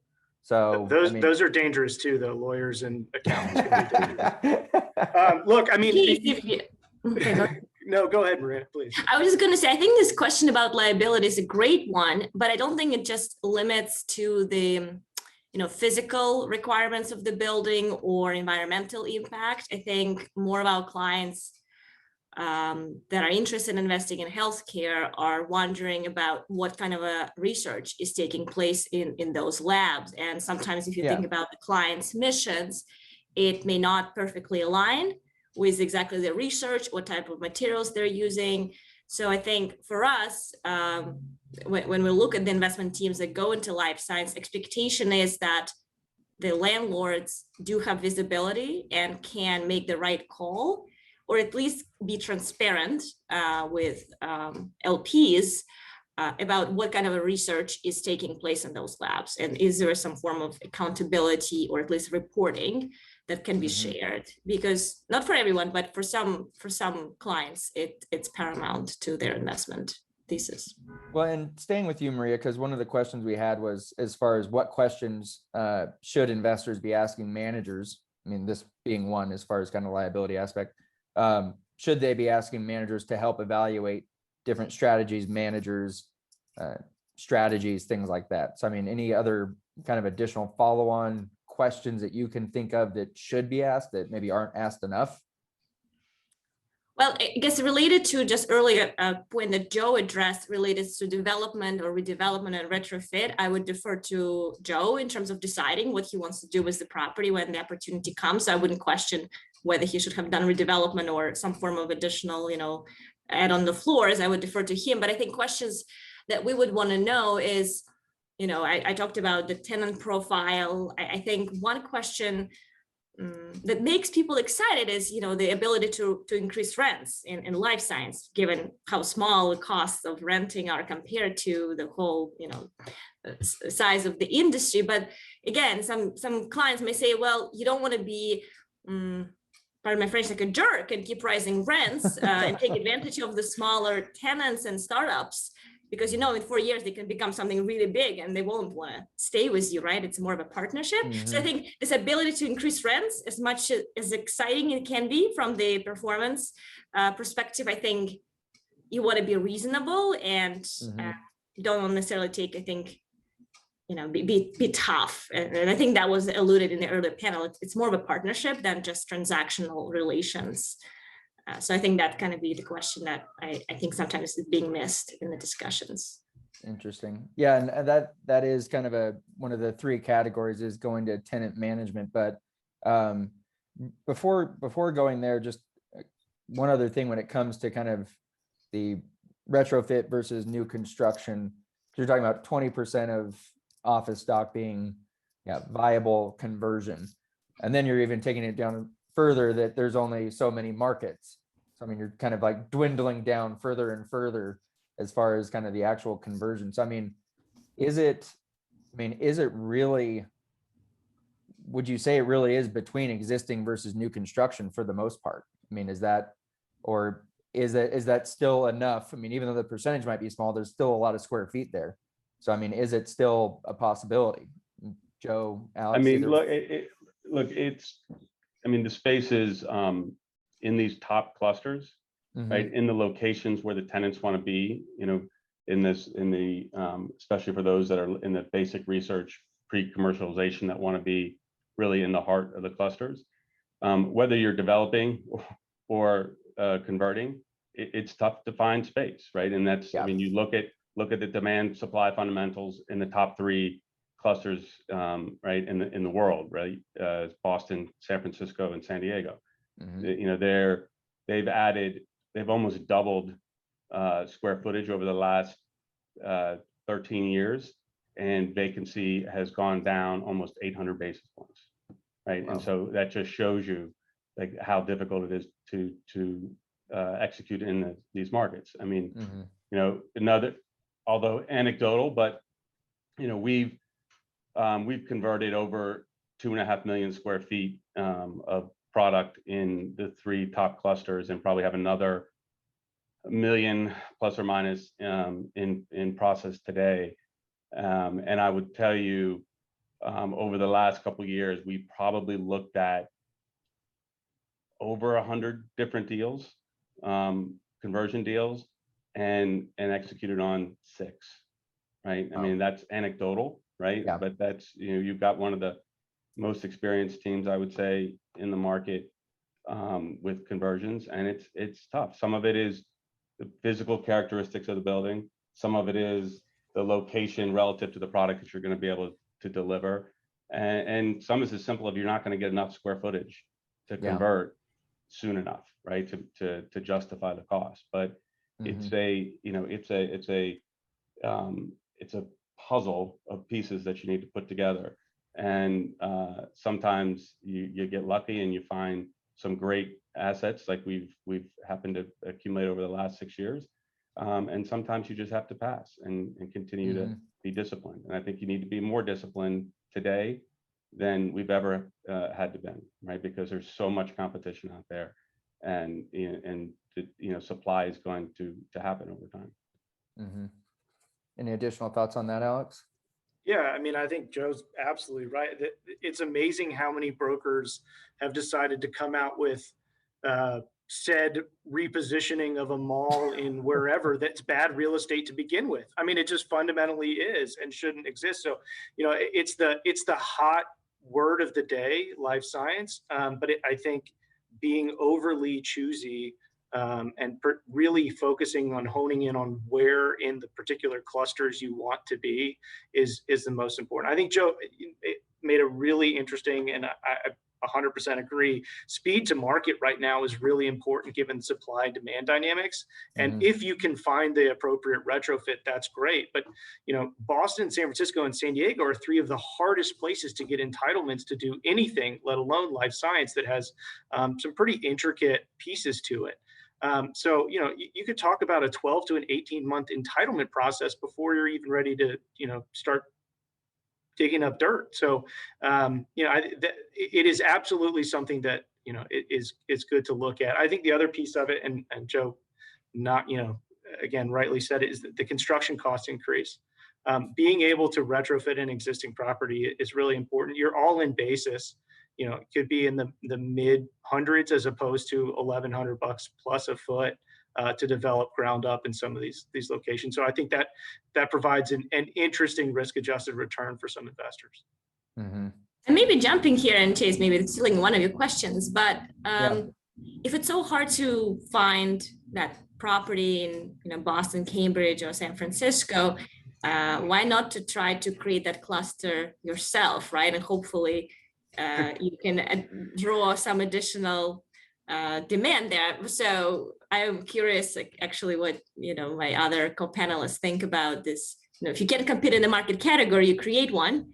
So what is that? You know, we have about 16 clusters across the country, more or less. So I'm curious, kind of, what the panelists, Joe or Alex, think about that. I guess I'll start. I mean, you know, John and Dan did a great job of discussing this earlier, but it's hard just to create out of thin air a cluster, right? I mean, there's not only do you need to have the talent production coming out of the universities and hospitals where there is science, you have to have multiple knowledge centers, right? It's not just one hospital that it's built on, or one university. You have to have the multiple levels of knowledge and innovation that's happening. Then you also have to have multiple disciplines, right? So, you know, Houston, I think John brought this up on the earlier panel. Houston's one of the top cancer centers of the world, right? And they do cancer incredibly well, but they do cancer, right? And so you've got these incredibly bright scientists that are coming out of MIT, Harvard, Stanford, and whatnot, who they want to cure the next orphan disease. And once they cure that, they want to then go to the next one, and then go to the next one. And if your market is very focused on cancer, it limits their ability to be able to use their knowledge and their technology and create more cures for more diseases, right? And so while all of these secondary markets are going to have a place, or not all of them, a lot of them will have a place, and I think they're very good for the industry as a whole, right? Because it's going to allow some of this talent war to spread out across the country, and allow some companies to access talent that can't access it in the key clusters. Mm-hmm. But are they going to be 10 million square foot, 20 million square foot clusters? I think it's hard. I think it's really going to be hard to be able to build something of that scale without all of the ecosystem, I think, as John called it in the last panel, in place. So it's we look at things like, Maria, from a risk reward perspective, and we'll spend some time in these newer upcoming markets to try to understand the dynamics that are there, and see if we can help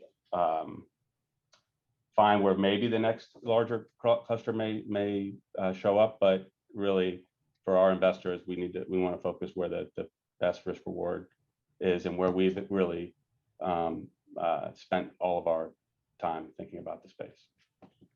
Well, and I mean, correct me if I'm wrong, but before going to you, Alex, it's kind of not as simple as, again, the migration we've seen to the Sun Belt, people leaving New York to Florida, like relocating offices to Austin, just a lot of the trends you've seen accelerated in 2020.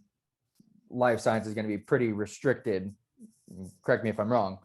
Restricted in being able to have that kind of migration because of the other factors that they need to be by all the Boston area universities, the Bay Area.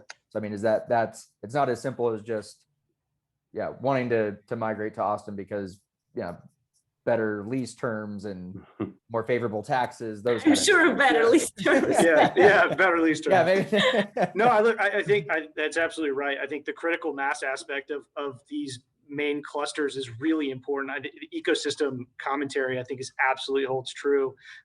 Knowledge begets knowledge, and these folks want to be around smarter, people and smart people that can share IP and interesting ideas. They want that collaboration. It's not a lot, much different than the typical office, employee these days. They want all of the right things, the ability to walk down the street and have coffee and have all of the green building aspects, but share that common knowledge among the scientists is really important. I think the other thing that's really important to note is these scientists are in their 40s and 50s and they have families. They're not as easy, as the tech worker that wants to go work at Google in Atlanta to pick up and just move to Atlanta. I mean, they have families and kids in high school, and there's the talent war is real. They don't need to make that move if they don't have to. Mm-hmm. Jumping to our next category, again, seeing questions coming in. So kind of having discussed existing, retrofit, new construction, jumping to the value add differentiators when it comes to tenant management. And again, going to some of these questions that have come in, and maybe this even links the two when it comes to retrofit tenant management. So one of the questions is, what alternative uses exist for life science buildings that require high costs associated with the construction and tenant build out? So, I mean, is it one of those things where once it's been retrofitted, it's got to stay life science? Is that maybe that's a way to put the question? Go ahead, Joe. I was going to say, unless you can convince the tenant to pay the rents, it's hard. Once you put in $200-300 a square foot to convert it and to actually fit it out for a tenant, it's really hard to have an alternative use, right? And it's why you have to be incredibly focused, right, on where your locations are and where and the type of product that you're delivering. I mean, one of the things, if you think about how to focus a strategy, right, you need to focus on a tenant cohort, right, because there's different types of tenants, as I think they mentioned earlier in the panel, not only credit and size, but also stage of science, right? There's the early stage and early R&D that there's certain demands and requirements that they need, not only from their building, but from their location and from their ability to drive innovation, right? But then there's also when they start to move into commercialization, right? And understanding what type of building they need. They may not need to be directly in the cluster and be able to walk across to the coffee shop when they're struggling on something, because they need to be at a little lower cost location, close enough to where science is, so that they have issues and concerns, they can talk to them. But they also are trying to capture a different talent base to fill up that employee. So it's understanding where they are in the science, being focused on what tenant cohort that you want to really attract, and then building a product for that tenant in the right locations. And as we think about things, we really think about it not transactionally, not as an asset, right? We're buying building assets individually, but then we're creating a portfolio to be a partner with our tenants across their spectrum of the life science landscape. Okay. Yeah, I was just gonna actually, I read somewhere that in the labs building, right, about 50% is a lab, like probably that really expensive build out, right? And the rest is all that office, computing type of a facility. So I guess I'm just wondering, once you have that split, Joe, how easy it is to add on to maybe that redundant capacity of office or whatever other non-lab space to increase it if needed? Is that pretty flexible, or once you're done with that ratio of lab to not, you're done? Yeah, I mean, I think it goes to again, knowing who your tenant is, right, and what science that they're participating in, right? So, we're looking to build and convert buildings that are not the heavy chemistry users, but in the biologics, cell and gene therapy. Really, it's going to call it 80% of that market, right? I think Dan mentioned this earlier about what they think about. And so when we convert buildings and we're building buildings, we're building them in a way and converting them in a way that we can have a level of flexibility to that end product, right? So we may deliver a product that has 50% lab, 50% office, but we have the ability to grow that lab to 60%.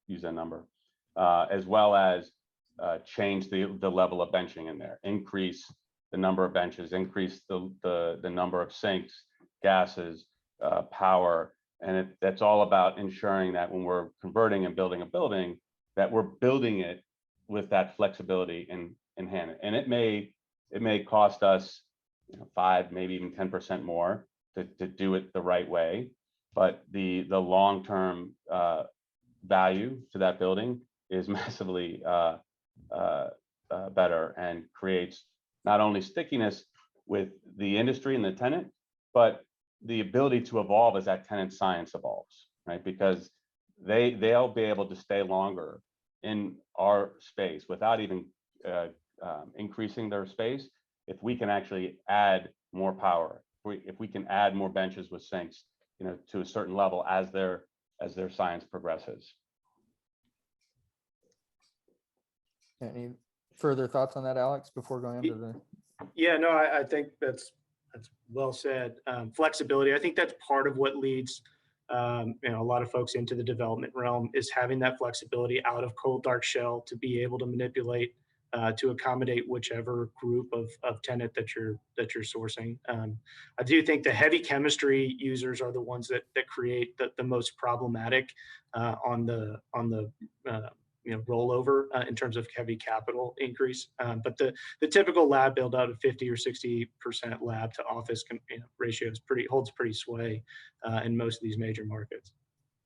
And staying with you, Alex, because you kind of touched on it. So what do life science companies look for in their real estate? Is it location heavy? Is it the owner, the landlord? Is it physical attributes? Like you just kind of touched on there. No, I think it's all of it. I think there's been a tremendous push recently, and we've seen a number of developments come out with with well building certifications or heavy GRESB or LEED certifications that are really becoming important, not only in life science but really across a broader band spectrum of real estate. So I think that the ecosystem, the location, the actual building attributes, having light. I mean, if you go back and look at some of the buildings in Cambridge from the 50s and 60s, they put these guys down in the basement with no light, and they're working with heavy chemicals, and it was not an inviting atmosphere to go work in. And today's environment, that's not acceptable to be able to recruit and attract the talent and keep talent at some of these biopharma and biotech companies as they move forward. So I think it's not dissimilar from a traditional office user. I think they may be, if anything, a little bit more particular about the type of things that they expect in a building, but that's it's really sort of holds sway across the entire real estate platform. Jumping to you, Maria, something Alex just kind of touched on there from an ESG perspective. I mean, are there specific things that you guys are looking for, that investors you work with are looking for? Does it come down to the building, healthcare overall, life science overall? What kind of ESG factors are you guys looking at? Yeah, I think it's a great question. I think it's evolving for us. I don't think there's a certain, matrix or checklist that we're trying to fill in. But I think things that I alluded to is just, recognizing that there can be some controversial, research undertaken, and you want to make sure that there is visibility that can be commented on, and doesn't necessarily need to go into in writing in deck, but to be able to speak to and know who your tenants are and what they do, I think is important for us.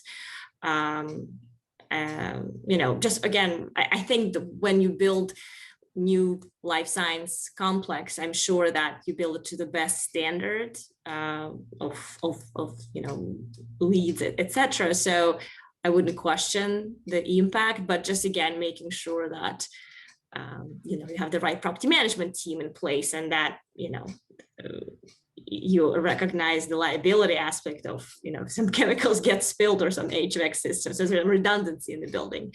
Mm-hmm. But yeah, I think it's just overall, healthcare, we like healthcare exactly for the reasons everyone like it, but it also comes with some I think, risks, and just being able to understand those risks and evaluate it is what we expect the management teams to be able to do. Well, and we briefly touched on it with the previous group. And again, looking back at some of the questions we didn't get to in the last group, but to your point, Maria, one of the questions that was brought up was ethical issues with gene therapies, the ensuing real estate investments. I mean, is that something from an ESG perspective that gets looked at? And I almost like tie it back to infrastructure. We hear about ESG when it comes to like looking at wind and solar, but if you go down the supply chain, it's like a rare earth metal mine and all the things that go into that. It's kind of like how far down kind of the supply chain do you go, that almost you could find a problem anywhere.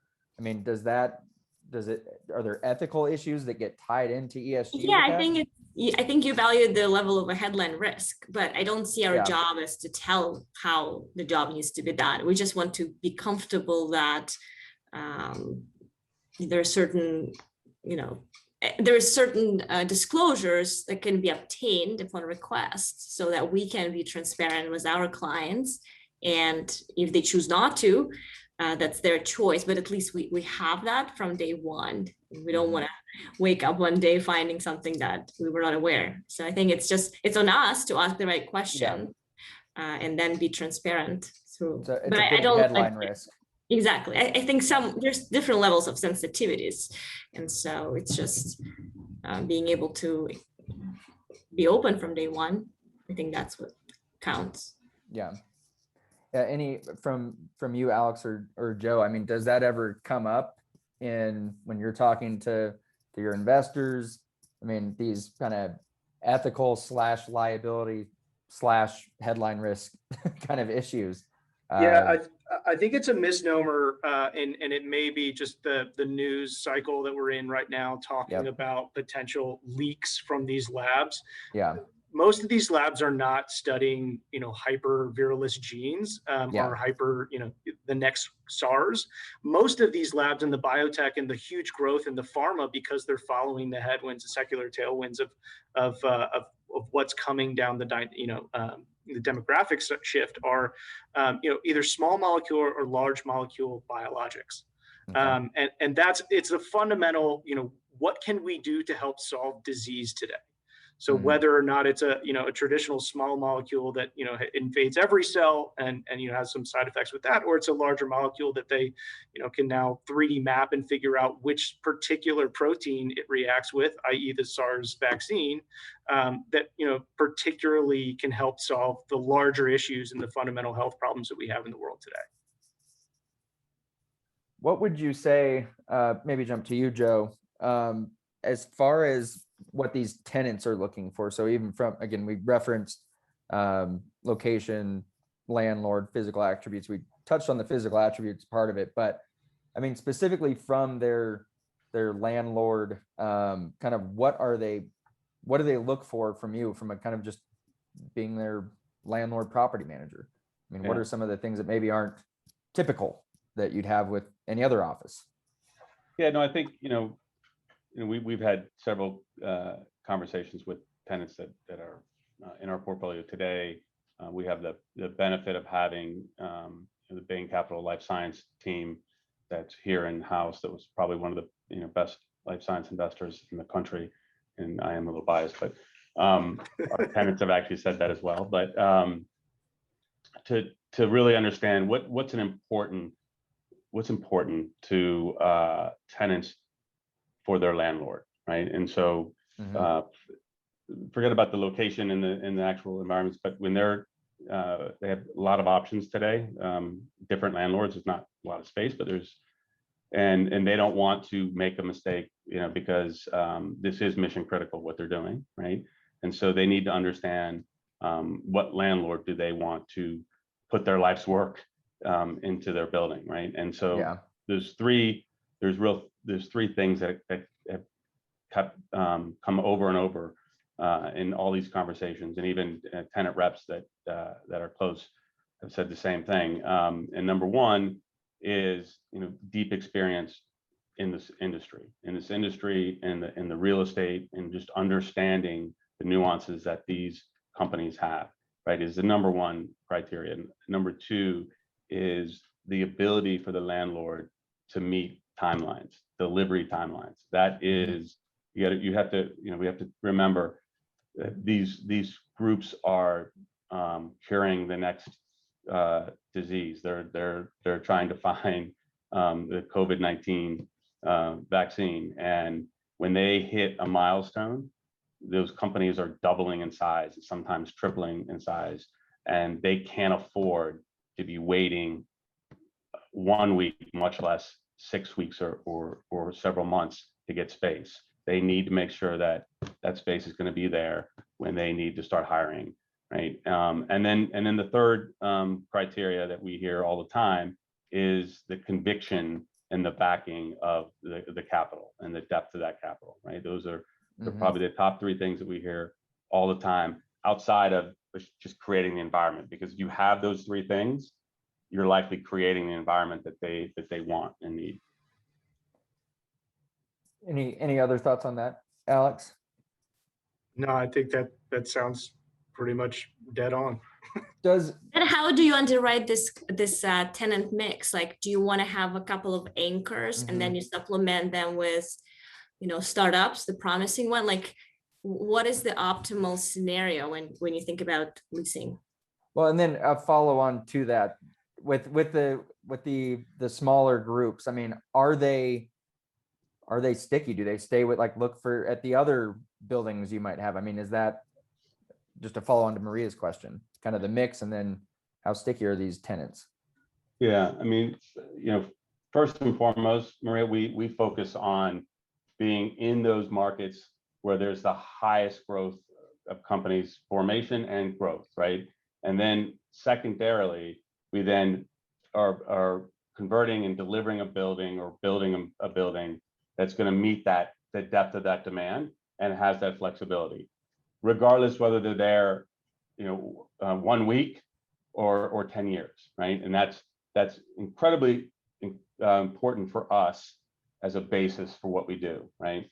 And then we are then trying to build a portfolio of tenants, right? That will have everything from, like, some of the strongest credits or strongest back tenants to some that are on the earlier stage of their funding cycles, so that we can actually have an ecosystem that is growing together and complementary with each other, right? We then have the fortunate ability to go talk to our life science team here in Boston and understand, like, what their views are on certain modalities, certain technologies, discoveries, the chief science officers, the CEOs of the companies, to try to help us even better risk adjust that tenancy, right? And better allow for a different leasing strategy, right? So if a tenant is very early on in their funding and their life science or in their discovery, and we're less sure on their resiliency, right, of the company, we may have a very short-term lease that takes we do a product we call Ready to Occupy, which is a pre-built, I'll call it spec product, that they'll just take that as is, right, and start operating in there to allow their science to develop, their funding to get strengthened. And if they happen to not be successful, right, we're getting back to space that we were going to deliver in the beginning anyways, and we're combining those tenants, like those very, very earlier stage, not incubator type stage, but earlier stage, maybe Series A companies, with our longer, stronger companies that we know are in growth mode, right? So one of two things will happen: that early stage company will actually be successful and start growing, or we'll have growth space for our growing companies. And we try to just work with nothing's perfect, but try to work with that puzzle piece, right? And gaining scale in a market allows us even better ability to do that. Alex, it seems like there's, how to say this, similarities between kind of the broader tech industry and kind of life science, just as far as smaller firms, really big established ones. I mean, what would you say are some of the differences between those tenants, aside from just the kind of, obviously build outs are going to be different. Group like Facebook doesn't need lab space, I don't think. But like when it comes to like just give them funding- time. Amazon, it's funny you said that. Yeah. Amazon is actually jumping into the healthcare industry like everything else. So Yeah. it's coming. Well, and gambling as of yesterday, right? Exactly. But like funding sources, credit. Exactly. So, I think VC funding has been big into both realms of that. But, if you look at the overall funding metrics for life science relative to tech, tech is heavy VC backed. But you have sort of the public funding from the NIH through the research institutions, and even more ahead of that. And I think, Dan and John touched on this earlier, the M&A aspect and the big pharma supporting, smaller biotech companies as they come up, or gobbling them up, whether they need their space, their science, or their scientists. Those things are really happening in the industry today. So I think that's the little bit of a fundamental difference from tech, which is heavy VC backed, versus, multiple stage funding from multiple vectors. One of the questions that came up over here, and this is going to take us back to kind of section 1 as far as the buildings, retrofits, things like that. Because this is, I guess, even across all real estate, something that we've obviously been covering with lumber, inflation, things like that. And one of the questions was as far as kind of construction cost and maybe how that's impacting, again, all the different ways of looking at the space. But I mean, have you guys seen a significant increase in construction costs for lab space today in comparison to a year ago? And then at what cost increase do you underwrite or plan on underwriting going forward? Maybe stay on you, Alex, for the first part of this. So yeah, I think you nailed it. I mean, we've seen significant cost increase across the entire spectrum of our real estate, and we do a number of developments, not necessarily just in life science, throughout all 4 food groups. So yeah, absolutely. I think the way we look at it is we're heavy on contingency, even on the front end of our underwriting, to make sure that we are able to hit numbers. But, I think more specifically, and really over the last month or so, maybe 2 months, we've looked at breaking out GMP pricing from the overall hard cost, and then, really having separate line items for steel or lumber as you move forward. So I think it's, again, it may make it a little bit scary to go into the development realm today, but I think there are ways to get around it. And given that rental rates really don't have any headwinds slowing that down, I think your return on cost and your risk-adjusted returns are still better in life science than almost anywhere else. Any further thoughts, questions on that topic? I think Alex kind of hit it. I mean, it's, we try to continue to put more contingency in our underwriting budgets, and still it's tight, right? And so you hope that you build enough conservatism in the rest of your underwriting to allow you to feel comfortable about where you are. And it's one of the reasons why, we have a nice balance between development and conversion, because conversion, you've got real visibility, at least in the short term, of where construction pricing is going to be. Development, you've got, it could be 2-3 years before you start getting a GMP in place. Okay. But then the upside is that you have priced inelastic tenants. So hopefully by the time you deliver, you can increase a little bit some rents to make it still work. Yeah. Well, and staying with you, Maria, and kind of going now, just looking at time we have left, I definitely want to make sure we get to kind of the third section that, again, the other group talked about some of this, but established markets versus emerging markets. Because if you look at kind of the questions that are coming in, a lot of it is in relation to basically these different markets, kind of the costs is brought up as far as taxes, retaining employees. Will they go to those secondary markets? So I mean, from where you're sitting, Maria, as you're evaluating the space, talking to managers, talking to investors, I mean, are you looking, and if so, where, kind of other markets that could replicate? Essentially Boston and San Francisco, being kind of the core ones. And would you throw San Diego as kind of a number 3 as kind of the top? Sure. Okay. So I mean, I guess after those 3, I mean, are there other markets that you're looking at that you're hearing that intrigue you? I think it ties a little bit to what we had earlier in the discussion about you do want to be in those 2 primary markets. And that's why my question was about recreating clusters elsewhere. And it is challenging. And I agree with that. So I know I will probably be surprised when somebody tells me I do life science and it's in St. Louis. So I appreciate that there is some, government funding goes in, but I probably would be a little bit skeptical. So no, I think most teams that do life science tend to stick to those top 3 markets, maybe add, Raleigh-Durham into the mix. And, Boston, Cambridge definition is being stretched out, as we all know. We now see Burlington there and Watertown, which is probably okay. But yeah, I think that, I would stick to the top 3 and maybe Raleigh. But Okay. I don't advise managers how they should. I'm just observing, yes. There's great talent that comes out of the St. Louis University. Yeah, 100%. Right. Yeah, so I mean, Joe and Alex, I mean, as far as those 3, I mean, as far as can other markets, and I guess there's always the possibility, but in the foreseeable future, are there any markets that you reference? Houston, you reference Raleigh.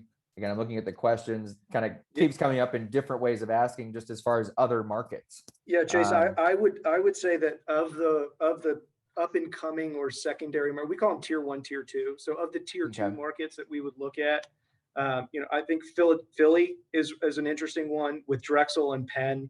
I mean, there's a tremendous amount of NIH funding that's right there.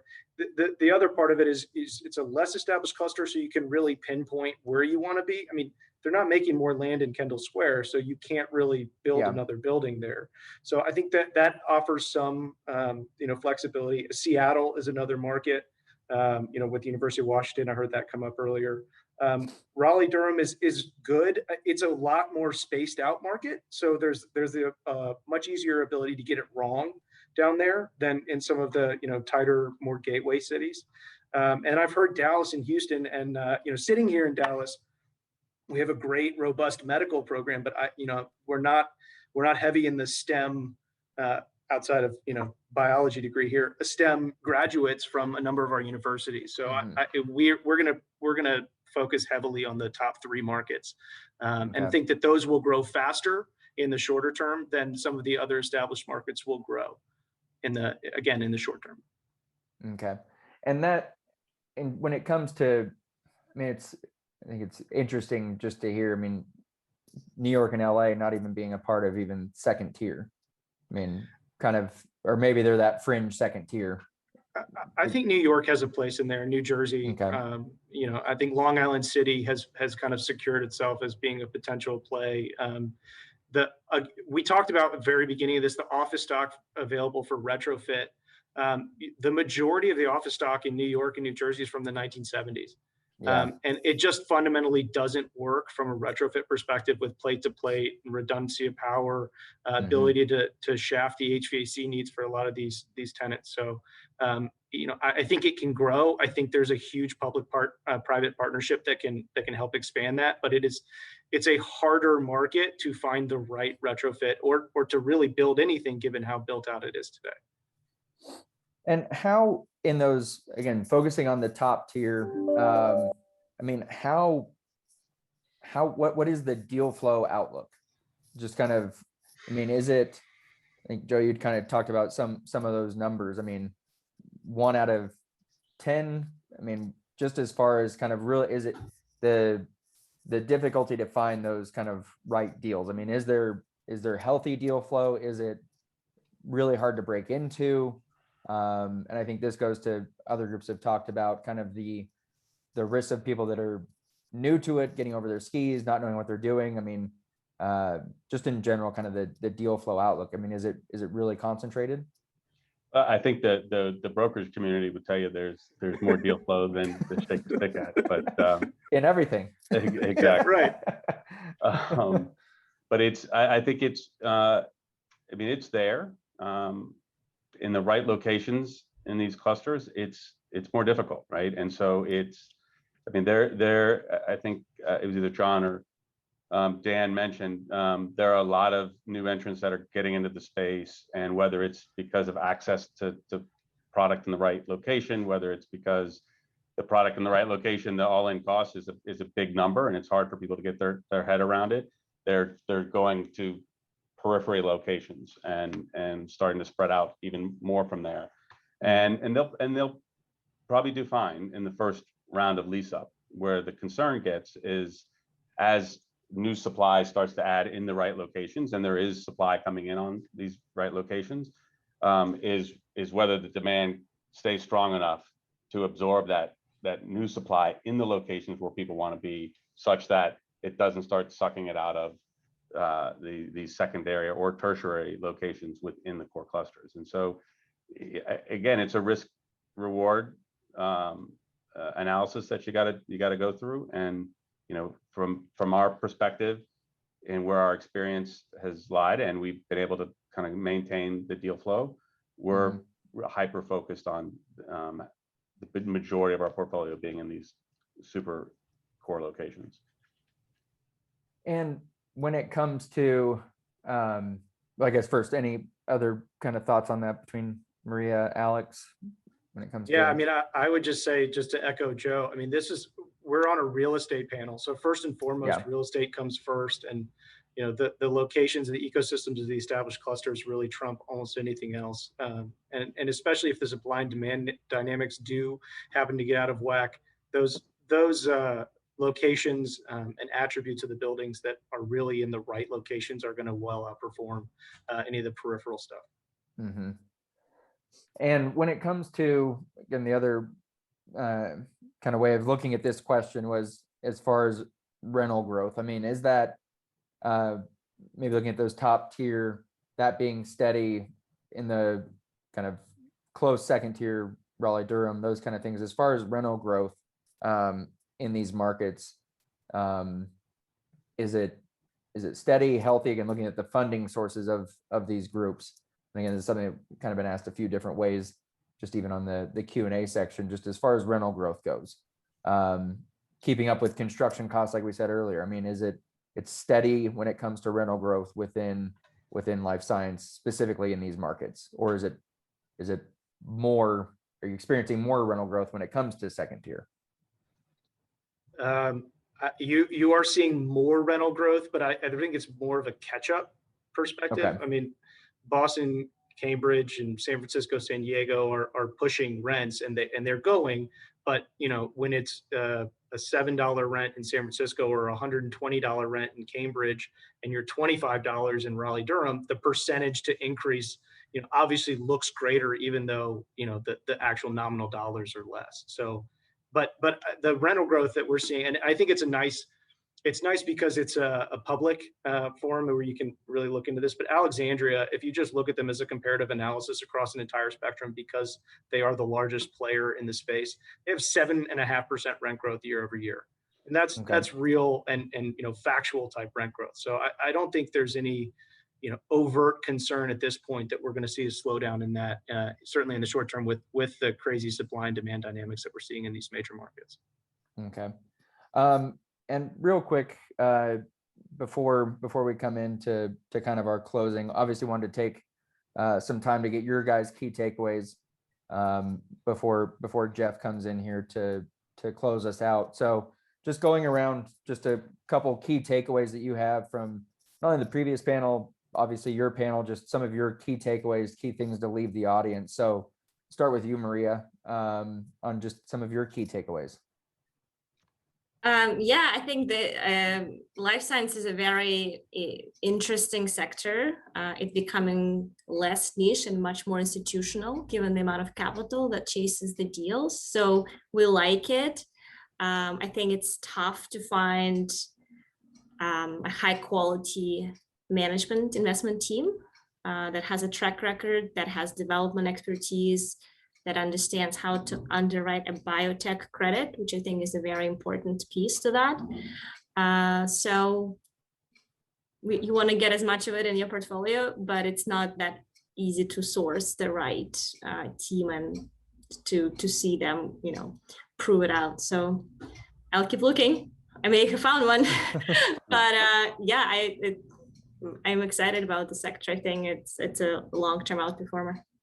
Well, and it seems that it's very, again, just even jump in one closing thought that I had, it just seems very heavy on kind of the execution tactics, just more so than something like multifamily. You build it, eventually you can adjust rents enough to get people there. Versus, I mean, this is very, execution heavy tactics, whatever you want to call it, that you can want to go into life science, but it seems like you have to obviously have some really specific execution expertise. There are probably more binary outcomes, I would say. There you go. Yeah. The smarter way of putting that.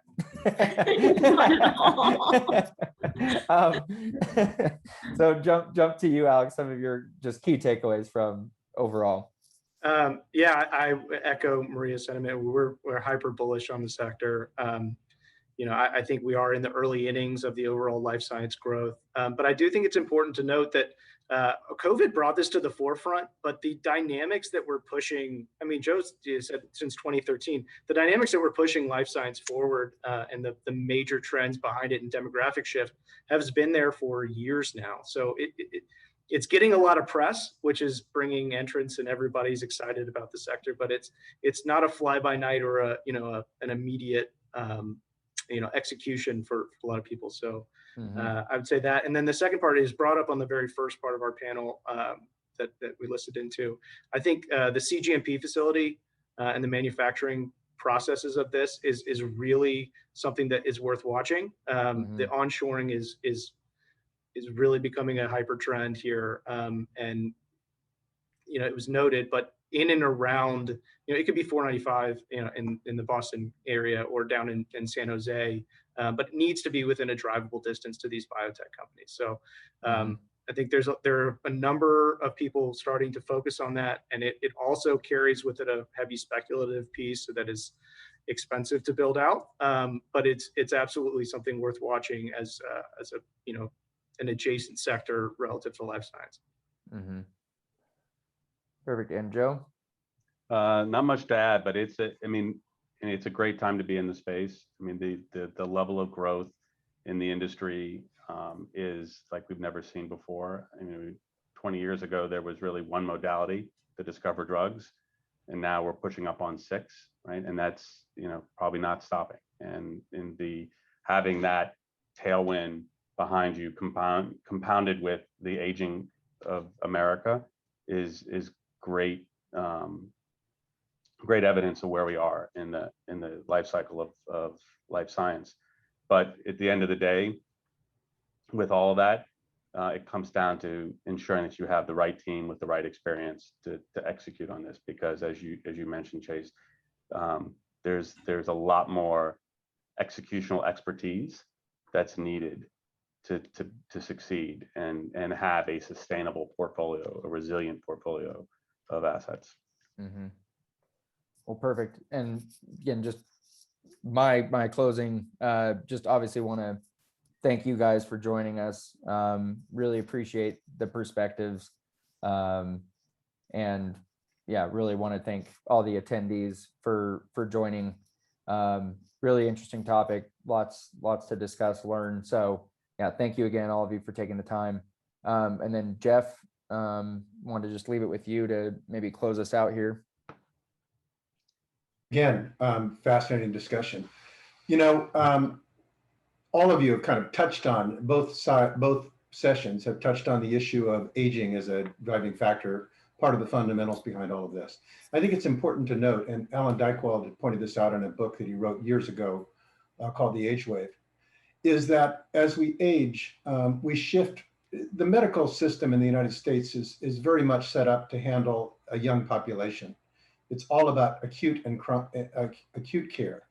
But the diseases of aging are more chronic. They're long-term, they're debilitating, they're slowly eroding. And so really the focus increasingly is going to be on engineering higher quality of life for all of us who are living longer, because there's a big difference between living longer and dying more slowly. And up until recently, it's been dying more slowly, not really living longer. So again, I think aside from the fact that you always want to know when you get up in the morning, you're doing something important and impactful and making the world a better place. This not only has wonderful investment attributes associated with it and return potential on a risk-adjusted basis, but it's also really powerfully important in terms of positively impacting the quality of our lives moving forward, both for us and for our children. So this is an exciting area. Maria, yes, finding expertise is always a challenge, finding experience, but people are gaining that right now too. And it doesn't sound like, when you move into a new area like this, a lot of times you see a lot of wreckage along the highways of the pioneers who really didn't know what they were doing and ended up in disasters. It sounds like the dynamics of this industry right now are strong enough to cover up some of those mistakes. That won't be true for forever, and it probably won't be true for long. But expertise is going to become more important, and experience is going to become more important as we move forward.